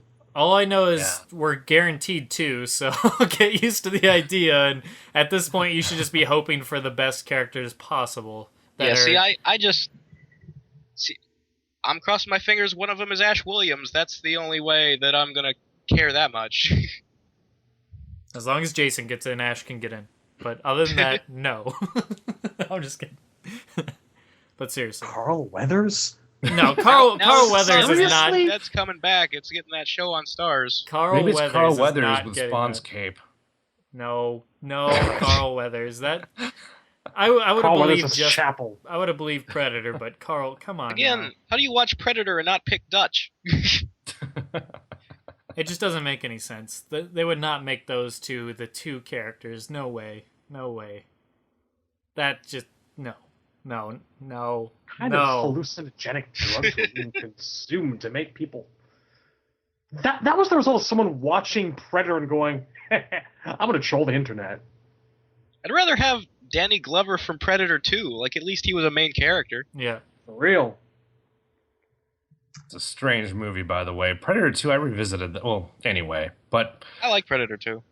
So do I. think it's okay. It hits a lot of high notes, but it's a weird, like It is tonally, it's really strange. Yeah. Like the Predator's all murdering pimps and shit in the street out. It's a gritty looking movie, which works in its favor. But I don't know. Like you interact with a lot of strange side characters that kind of. It's weird. I feel like it clashes in a lot of places. It's the 80s. It's very 80s. The whole Yeah. point was, this time, the jungle is concrete. Yeah. Seriously, that was it. Just hunting in a different kind of jungle. Well, there's a whole video game, the Predator Concrete Jungle. Not a great one. I'm just saying it exists. It was kind of cool to see. Well, yeah, go on. No, we'll move on. I had more Predator 2 things to say, but it's okay. I'll save it for after the show. It's Kai time. It's Kai time. High time, it's Kai time. All right, so we're all in agreement. Spawn and Jason. Okay, moving on to Kai. That's not So what I said. let's do Spawn and Razorhood. You go Ash. Yeah. Temp. I imagine these guys are going to get revealed. Not obviously they're going to be revealed somewhat soon. I would assume because they're going to want to crack that egg before the game comes out. But Temp, if you had one other person beyond Spawn, who would it be? Akuma? For a did you guest say? character? Yeah. Well, Akuma is who I think they would pick because that's the one. Capcom's running out of money, and if they want to advertise their brand, Akuma's the one character who they would not mind immersing in violence. Like if you see Ani Akuma's win pose, he's basically about to rip a dude. Can't talk today, damn it. He's about to rip a dude's head off, basically. So, Akuma is who I think it's going to be. Are you asking who I think it's going to be? Who would you want it to be if you had your way? Oh, Raziel from Soul Reaver, but that'll never happen. Shadaloo? Because you said you don't like Freddy, so I'm curious to see. You're not into the horror. I take like War or Death from Darksiders. Darksiders, War or Death. Yeah, Okay, I could go with either of those two dudes. All right. I know it'll never happen, and I don't even remember the name of the company that owns Darksiders nowadays. But Yeah, I don't just know. off the top of my head, I would really not mind seeing those two guys come back because that was a real waste of a series. Unfortunately, I enjoyed those games for what they were worth. All right. Well, let's move on to the Kai retrospective. I'll just get my thoughts out of the way because I really don't have much to say about Kai. Honestly, he's just one of those characters that I never really paid much attention to in MK4. I mean, he had obviously his story relevance, and it almost looked like he was going to be like shaped up to be the next Liu Kang, both gameplay wise and story wise. Like they were shaping him up to be the next like main hero, but it never came into fruition, and we never saw him again until Armageddon. And I don't think he's coming back for MKX. But my opinion of Kai as a character was, I always wanted him to be like the Eddie Gordo of Mortal Kombat. I think other people have said the same thing. In MK4, it just, that would have been great. And he even had, if I'm not mistaken, didn't he have like a spin kick like that, or am I? Yeah, he had a handstand stance. And Right, once you were in it, you could do a bunch of like spin and kick and flip moves out of it. Yeah, exactly. That's what I was thinking of. And I don't know. I just, didn't he, in his ending, didn't he get Raiden's staff as well? Yeah. He did. Raiden appears to him and gives him this speech about how he helped defeat Shinnok, and now he's finally earned the right to join the Shaolin monks. Yeah. And he's like, I don't want to be a monk anymore. I want to, walk the world and sort of find my place in life. I don't know what I'm going to do. So Raiden's search like, for my soul, that kind of thing. So yeah, I don't know. I'm not digging that. And his gameplay was cool, but he had the fireball that goes underneath, the fireball that goes in the air, and it's just like I don't know. Nothing about him really struck me as, man, I'm in love with this character. I'm in love with the gameplay, and I really want to see this character back.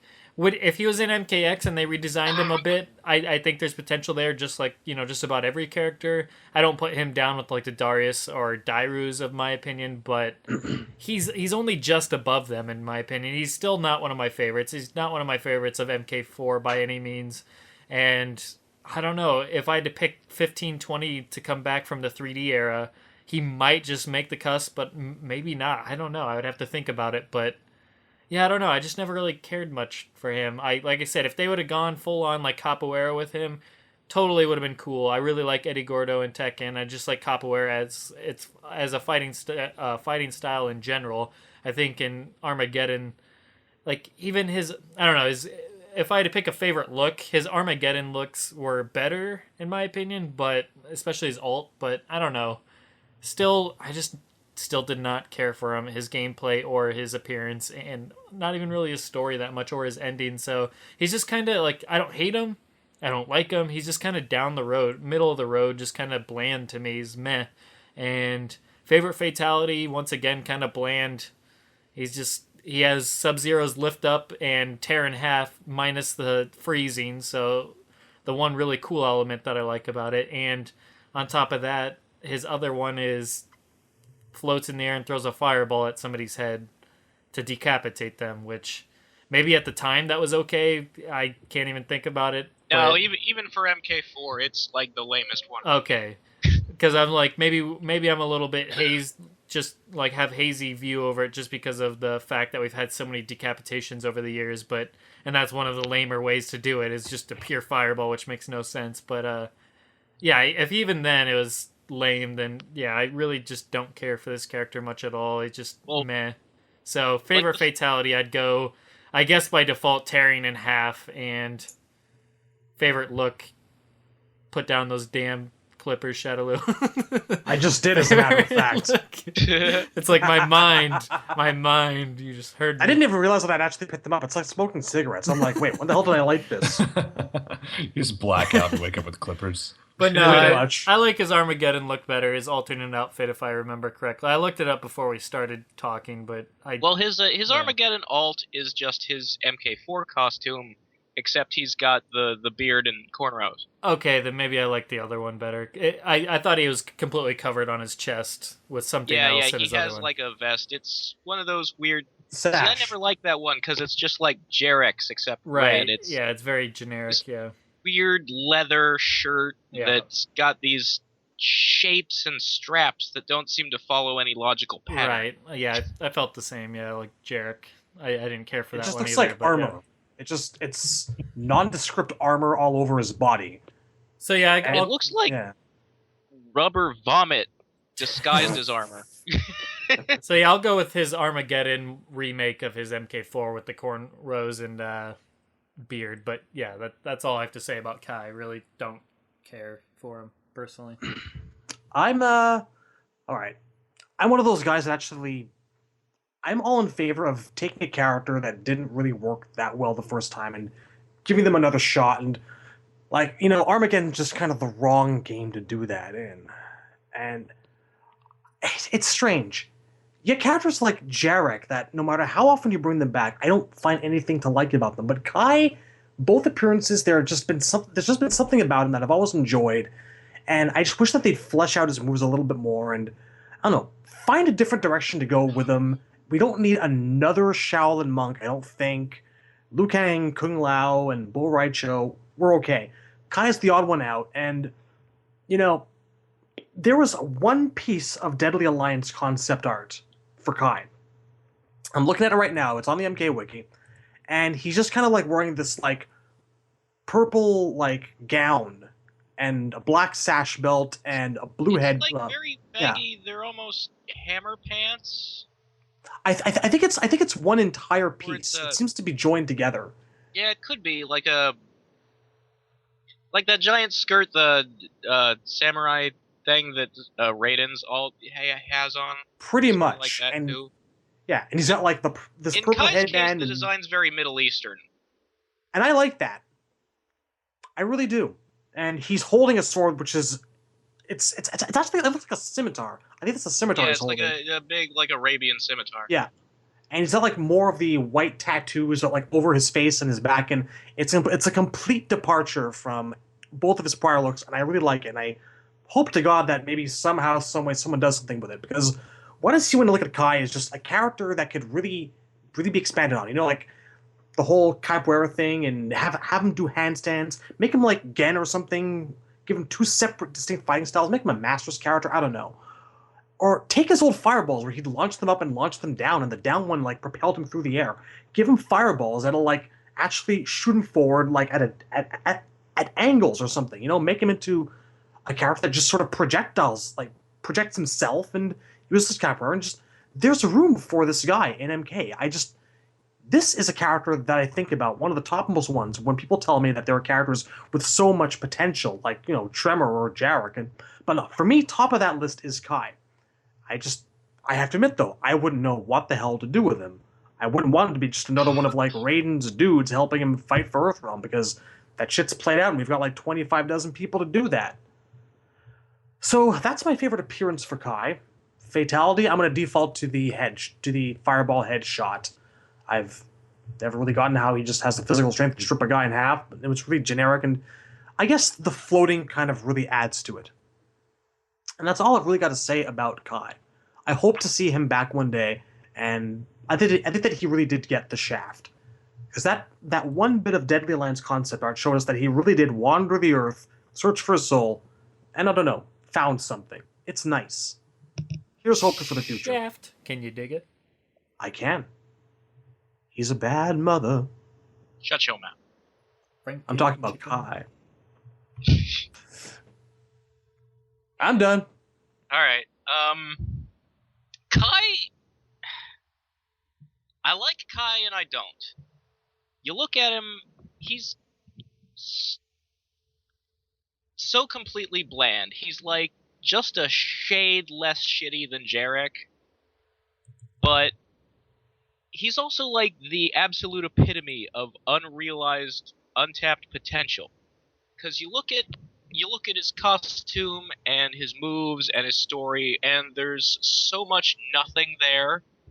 But you can also see the spaces where they were gonna put something. You can see the ideas that they didn't finish in him. Like the handstands. Ed Boon has talked about how he wanted this guy to be this acrobatic, like a capoeira, like an Eddie Gordo character. You look at his story and you can see how he was supposed to be this student of Liu Kang, the next generation Shaolin monk. Like Liu was going to retire and step back, and this guy was going to, carry the torch forward. And there's some of that in his ending too, where Raiden gives him the staff, and they just never did anything with it. Because along comes Deadly Alliance, and not only did Liu beat Shinnok, not only is Kai not in the game, Raiden has his staff back. And that's supposed to be like a one-of-a-kind staff. Like Raiden tells him that it'll give him powers and it'll help him find immortality. and it channels lightning and shit. And nope, either he never gave it to him or he just asked for it back like a couple months later. So what have you been doing? Wandering the earth, searching for my soul, that kind of thing. Give me back that fucking staff.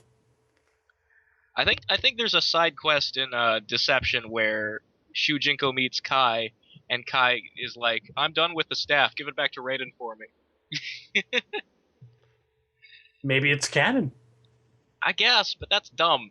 Yes, it is. He was just It twirling really it is. for 2 months. Is like, yeah, I'm done.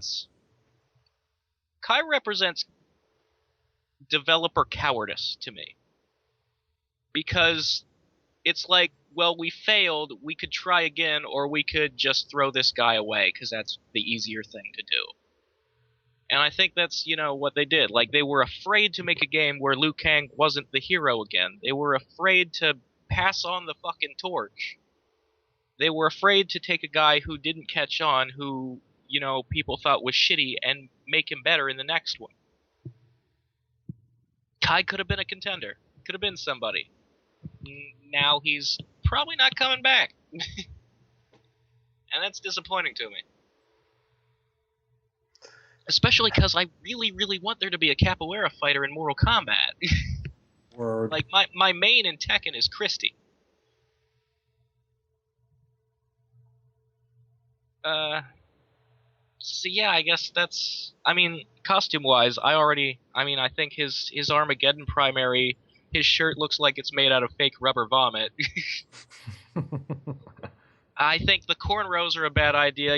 They're cribbing human Cyrax's style. I think maybe he'd be more interesting if he leaned more towards Middle Eastern than African. About the only interesting thing about him is he's got dark skin and white stripes painted on him. And I don't know how you make that better. I think his MK4 outfit is fine. I really actually kind of like what his MK4 alternate suggests, the one where he's got jeans and a leather jacket.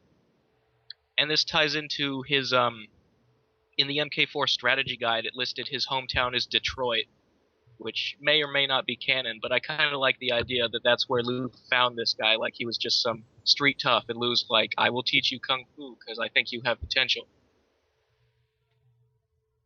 I don't know, I think there could be something there. I don't think they'll ever put something there, but I think there could be. So yeah, just Kai disappoints me. Favorite fatality. I don't really like either of them. I guess I kind of prefer the rip in half because at least it has some fancy camera angles. Like that was... MK4 has a lot of my favorite finishers because that's the one where they're still quick and brutal, and a lot of them are just remakes of the classics, but at least they played with camera and cinematography to make them look more dramatic. That's sort of... My favorite finishers are when they do that. Like, in MK9 Sectors, the one with the missiles, where you see all the body parts explode, and then it replays each one exploding. I like stuff like that. I think that covers it. All right. Kai. Kai's okay. He's all right. I'm not a huge fan. I think Deadly Alliance was the best time to bring him back. That didn't happen, so here we are. I wouldn't mind seeing him back. If I had to pick 3 characters from MK4, he would not be one of them. Fuck, Quan Chi would not be one of them. But again, that's where we're at. Separate reasons. Yes. I don't. He doesn't bother me. I think his design's okay. I really do like his Armageddon design. I see the problems with it. It kind of looks like he has like Star Trek boots and nipple pieces, but I mean, just the core design though. I kind of like the corn rolls. He kind of reminds me of the sidekick. I don't remember his name, but the sidekick from Briscoe County Jr. If you know what that is, that's what he reminds me of. And it's cool. I like it. It's got a good vibe. I don't remember the character's name either, but people should watch Briscoe County Jr. No, definitely. It's a Western starring Bruce Campbell. Super underrated. Like, I saw that before I saw Evil Dead. Kind of steampunky. It's cool in that way. Yeah, no one talks about it. I don't know why. It's very culty, but Check it out. It's an older show, late 90s. But yeah. Yeah, it's missed for sure, but yeah, Kai's all right. I mean, from a gameplay perspective, you guys were commenting on what's the style called, Capoeira? Capoeira. Yeah. Capoeira. Capoeira. Yeah, I'm more about the projectile game. I thought his projectile game was really cool. That's what I want to see back. The meteors, the sort of Shang's eruption, that was kind of Yeah. a unique take on the fireballs. Never saw it again with another character. And also, like, in MK4 in general, I feel like projectiles were done really well. Like, projectiles had a lot of oomph to them, a lot of size to them. I think they looked... Like, I love how Sub-Zero that's the first time I think we saw him draw ice to his hands. Am I correct on that? Yeah, like when he does the pose to pull back, there's like swirling particle effects towards his hand. Yeah, that looks sick. I mean, it didn't age well, but at the time, that was badass. And Kai got in on that action. I don't really have much of like he didn't leave much of an impression on me. I think he's a very neutral character. I think you could work him into the story because if in theory Raiden has no friends anymore, he has Kai. He's like, we're still friends, right, Kai? Why don't we hang out sometime? So that could be I someone think who it's takes more the like place of. Raiden is introducing himself to Kai for the first time. He's like, Yeah. I haven't disappointed you yet. You've no reason to hate me yet. That's why we get along. We should hang. Yeah, no, I mean it's. I think the setup is all there. I just think the demand isn't. In a game about passing the torch to the next generation of fighters, supposedly, it'd be the perfect time for him to come back. But Yeah, you're think right. That. On the other But hand, you're right. he's a generational character for Liu Kang, and Liu's dead / maybe evil. Unknown. We shall see. The White Lotus faction could use more members, though. It could, and I think that helps his case. I would rather play the White Lotus than the Black Dragon. So yeah, let's pump up the White Lotus. I would love to see more. I don't think it'd be a Word waste. up. He's probably going to end up like a background cameo, like an NPC. If he looks good, that might be all it takes to get some, fire around him, to get some, I hope not, considering how limited the number of DLC is going to be. I wouldn't want him to steal a True. spot from, say, Cyrax or Serena. Dude, I mean, I feel that way about Reiko. Like, I love Reiko, and I don't want him in this game for that reason. So, I think but, that after the comic, everyone's going to want Reiko. I guess I do like Reiko. I think he's cool. We'll I get like- more I into even- I those don't four, like I Reiko's still think. moves. Like, people talk about MK4 like it was the beginning of bad gameplay design. And in terms of the normals, sure, but I always thought like Reiko and Tanya played like 2D era characters. I've always Yeah. lumped MK4 in with the older games rather than 3D. Like, I mean, they were all to an extent 2D with sidestep buttons to varying degrees, but MK4 felt much more like UMK3 overall than it ever did like Deadly Alliance or anything. Well, it's because Yeah. you couldn't just freely walk around. I mean, you still No? had to. It was just switching planes like that. I mean, I'd agree on there. It's kind of the in-between stage, really. Yeah, sidestepping wasn't nearly as valuable in MK4 as it was in the later games, and I kind of see it as its own island. Like, I don't really think of it as Yeah, it's You know- caught right in between. yeah, it's its own thing in my opinion. I kind of treat it as its own category. It was the transitional game. Kind of like how MK versus DC transitioned back. It wasn't necessarily Yeah. 3D or 2D. It was kind of that in-between again. Precisely. That's kind of how I see MK4, and I think Kai feels like a transitional character to me. It sounds like a character you would make if you're trying to go into a new era and the new era didn't work out. So I like him. I don't necessarily. He's not by far one of my least favorite characters. If I had maybe 5 characters to pick from MK5 or 4, I might bring Kai in, but no, I'm trying. I'm blocking out MK4 for some reason right now. I can't even get the roster Fujin, straight. Raiko, Tanya, Quan Chi, Shinnok, and Kai. Jarek. Yeah, he'd be Jarek. the 5th one.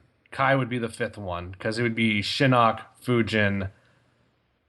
What were the other ones we named? Raiko, Raiko, Tanya. Tanya. There you Quan go. Chi. Those are my 4. Okay. So basically, he's beating out like Quan Chi and like Jarek. Yeah, Quan Chi because we're sick of him, and because Jarek is Jarek. I'd still take Yeah. Quan Chi, but I like Quan Chi. So. Yeah, I mean, but the difference between even though Kai only beats Jarek in terms of MK4 characters, the difference is I like Kai. I don't like Jarek. So Of the two guys who wear dog vomit as a shirt, he is the better. See, for me, Kai would only beat Jarek because I'm meh on Kai, but Jarek I actively don't care for, at all. Kai is not a joke. Jarek is hilarious. Intentional or not. I can laugh at Jarek. I don't laugh at Kai. I respect Kai. So yeah, those are my thoughts on Kai. Respect Kai all you like, but the Black Dragon live on. And on and on and oh god, I hope he dies in the comic really soon. Never. But yeah, I was wondering, but Jarek is so much fun. That might be the other difference. Even though I don't respect Jarek, I have a lot of fun with him. Kai is not the epitome of fun by any means. So, yeah, that's Kai. Favorite fatality? I'm not gonna pick one. I'm just not. I don't need to. I don't feel like I have to. And the fact is, you guys can't make me. Can we do that? Then well, I'm doing it so clearly. Fatality from Armageddon. That might be the worst of the three. I don't even know if I want to do that. Yeah, so no favorite fatality. Just going if I knew we to the could do that, then I would have not chosen one either because they both suck. That's why they call me an innovator. What can I say? I guess then, yeah, no one has a favorite fatality. Anyone? No? No, they're awful. No. All right. Short end of the stick there to be sure. Yeah, but that's okay though. Everything else is good enough. I'll let it pass. So, and favorite. Remind me quick. What was his weapon in Armageddon? They gave him a club. I think it was the spiked club. They gave him a spiked club, and it was big wood terrible. Club. That's what I thought. Yeah, it was really bad. Like that was like before the show started, I was looking at pictures, and it's like bad. He had like a curved knife in MK4, and that scimitar in the Deadly Alliance concept art. How do you go from that to the club? Yeah, I don't know, man. Dude, we're still wondering about how Noob got that troll hammer. I would have gone with the big knife, or at least like a machete, because he's supposed to have been wandering the world. Maybe he's been hacking his way through jungles with it, just something like that. I guess Jason will just have to get it in MKX. I guess. Well, I'm hoping we don't have selectable weapons in MKX. I hope that's not. No, it'll be part of his specials or something. I'm sure. Oh, I'm sure. I'm absolutely sure. His normals. But yeah, I guess he was like the 63rd person to make it to the weapon room in Armageddon. It was like that and the troll hammer. That's it. Hunger Games, he was just the slowest runner. So he's just like Noob Cybot comes in last. Somebody already picked the Devastator sword. What am I gonna do now? Well, dude, maybe Reiko's all I know, right? Snapchat picturing Noob Cybot coming into that room last. Oh, sweet, a troll hammer. Exactly, you fucking beat it too. I wanted that sword. He's like, oh, fuck yeah, a troll hammer. These fuckers don't know what they're missing. Oh, badass. I mean, yeah, but... Rock on a stick, yes. Noob's like, who took the scythe? I put my name on it and everything. That was reserved for me. I got some tape and I wrote noob on it. Katana runs out with it. Like, it doesn't even fit you. Why would you... Hey, Smoke, what are you gonna... Oh, I'm sorry. It's all right, I'll just use judo. Yeah, Chameleon's walking with 2 weapons, a scythe, and a fucking sword in his hand. Fuck you, noob. Fuck all y'all. I'm wielding this shit. You're only in the GameCube version. What are you taking all these for? You don't need them. You would double fist, you bitch. But anyway, yeah. So favorite characters to copy. She needs that shit. No, that's fair. That's fair. I'm gonna say Armageddon, believe it or not, because I like the idea of him wearing a vest. I feel like the shirtless, the no shirt was cool because you got to see more of the stripes. But yeah, I think the vest works good on him, and again, it gives him more of a Briscoe feel, so I like it. I agree, it looks weird as hell. I don't get it. I don't really know what I'm looking at, but I like just the facial hair, and I think he aged well in that role. I don't know. Just it looks really cool. I can't really explain it. No, I feel like the cornrows and beard are so radical. Like he looks like a completely different person. Yeah, well, that's because he was so racially ambiguous in MK4. You know, so that's true. Like I was never entirely sure he was a black guy because his skin is kind of a lighter tone for a brown. I thought he was Hispanic. That was me. I always associated him with the UPS guy from Mad TV. So I always thought about that.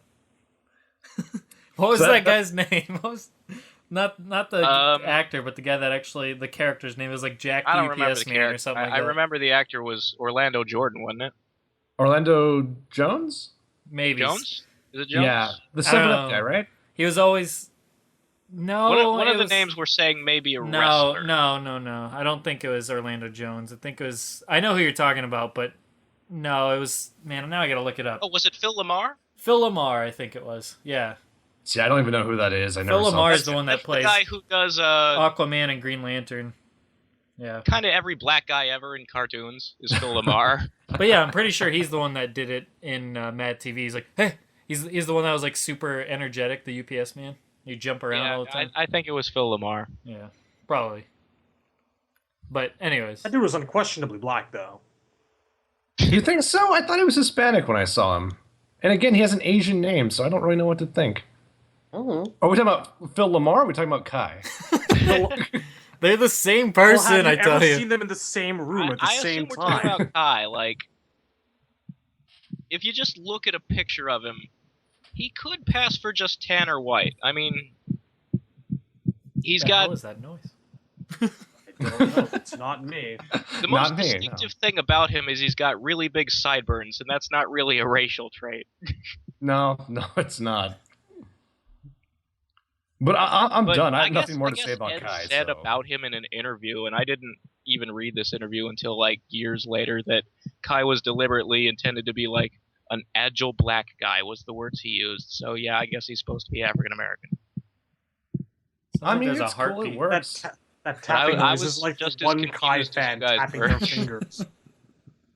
Sounds like Edgar Allan Poe heartbeat thing. Oh, dear God. Not me. Does Telltale anyone- Hearts. Yeah, there you go. All right. It's the one Kai fan out there tapping his fingers. I can't believe they don't know he's black. I always thought You've not I been always paying thought he attention to the was. Like I character. said, I always thought Phil Lamar Yeah. for some reason. Because the way his Like- fighting stance in MK4, doesn't he kind of like bounce around a little bit? Like he almost has that. He does a little He bit. bounces in that game. Yeah, and Game look runs too fast. look up Mad TV UPS man Phil Lamar, and that's how he like bounces around as he moves. He kind of like hops around, and it's like it's hard to explain. But they look at Kai in MK4, It's a then look caffeine at bounce. yeah, It's it's. caffeine. I'm telling you, they're very similar. Look it up.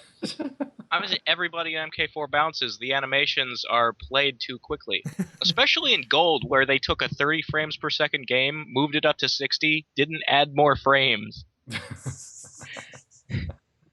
That was brilliant design right there.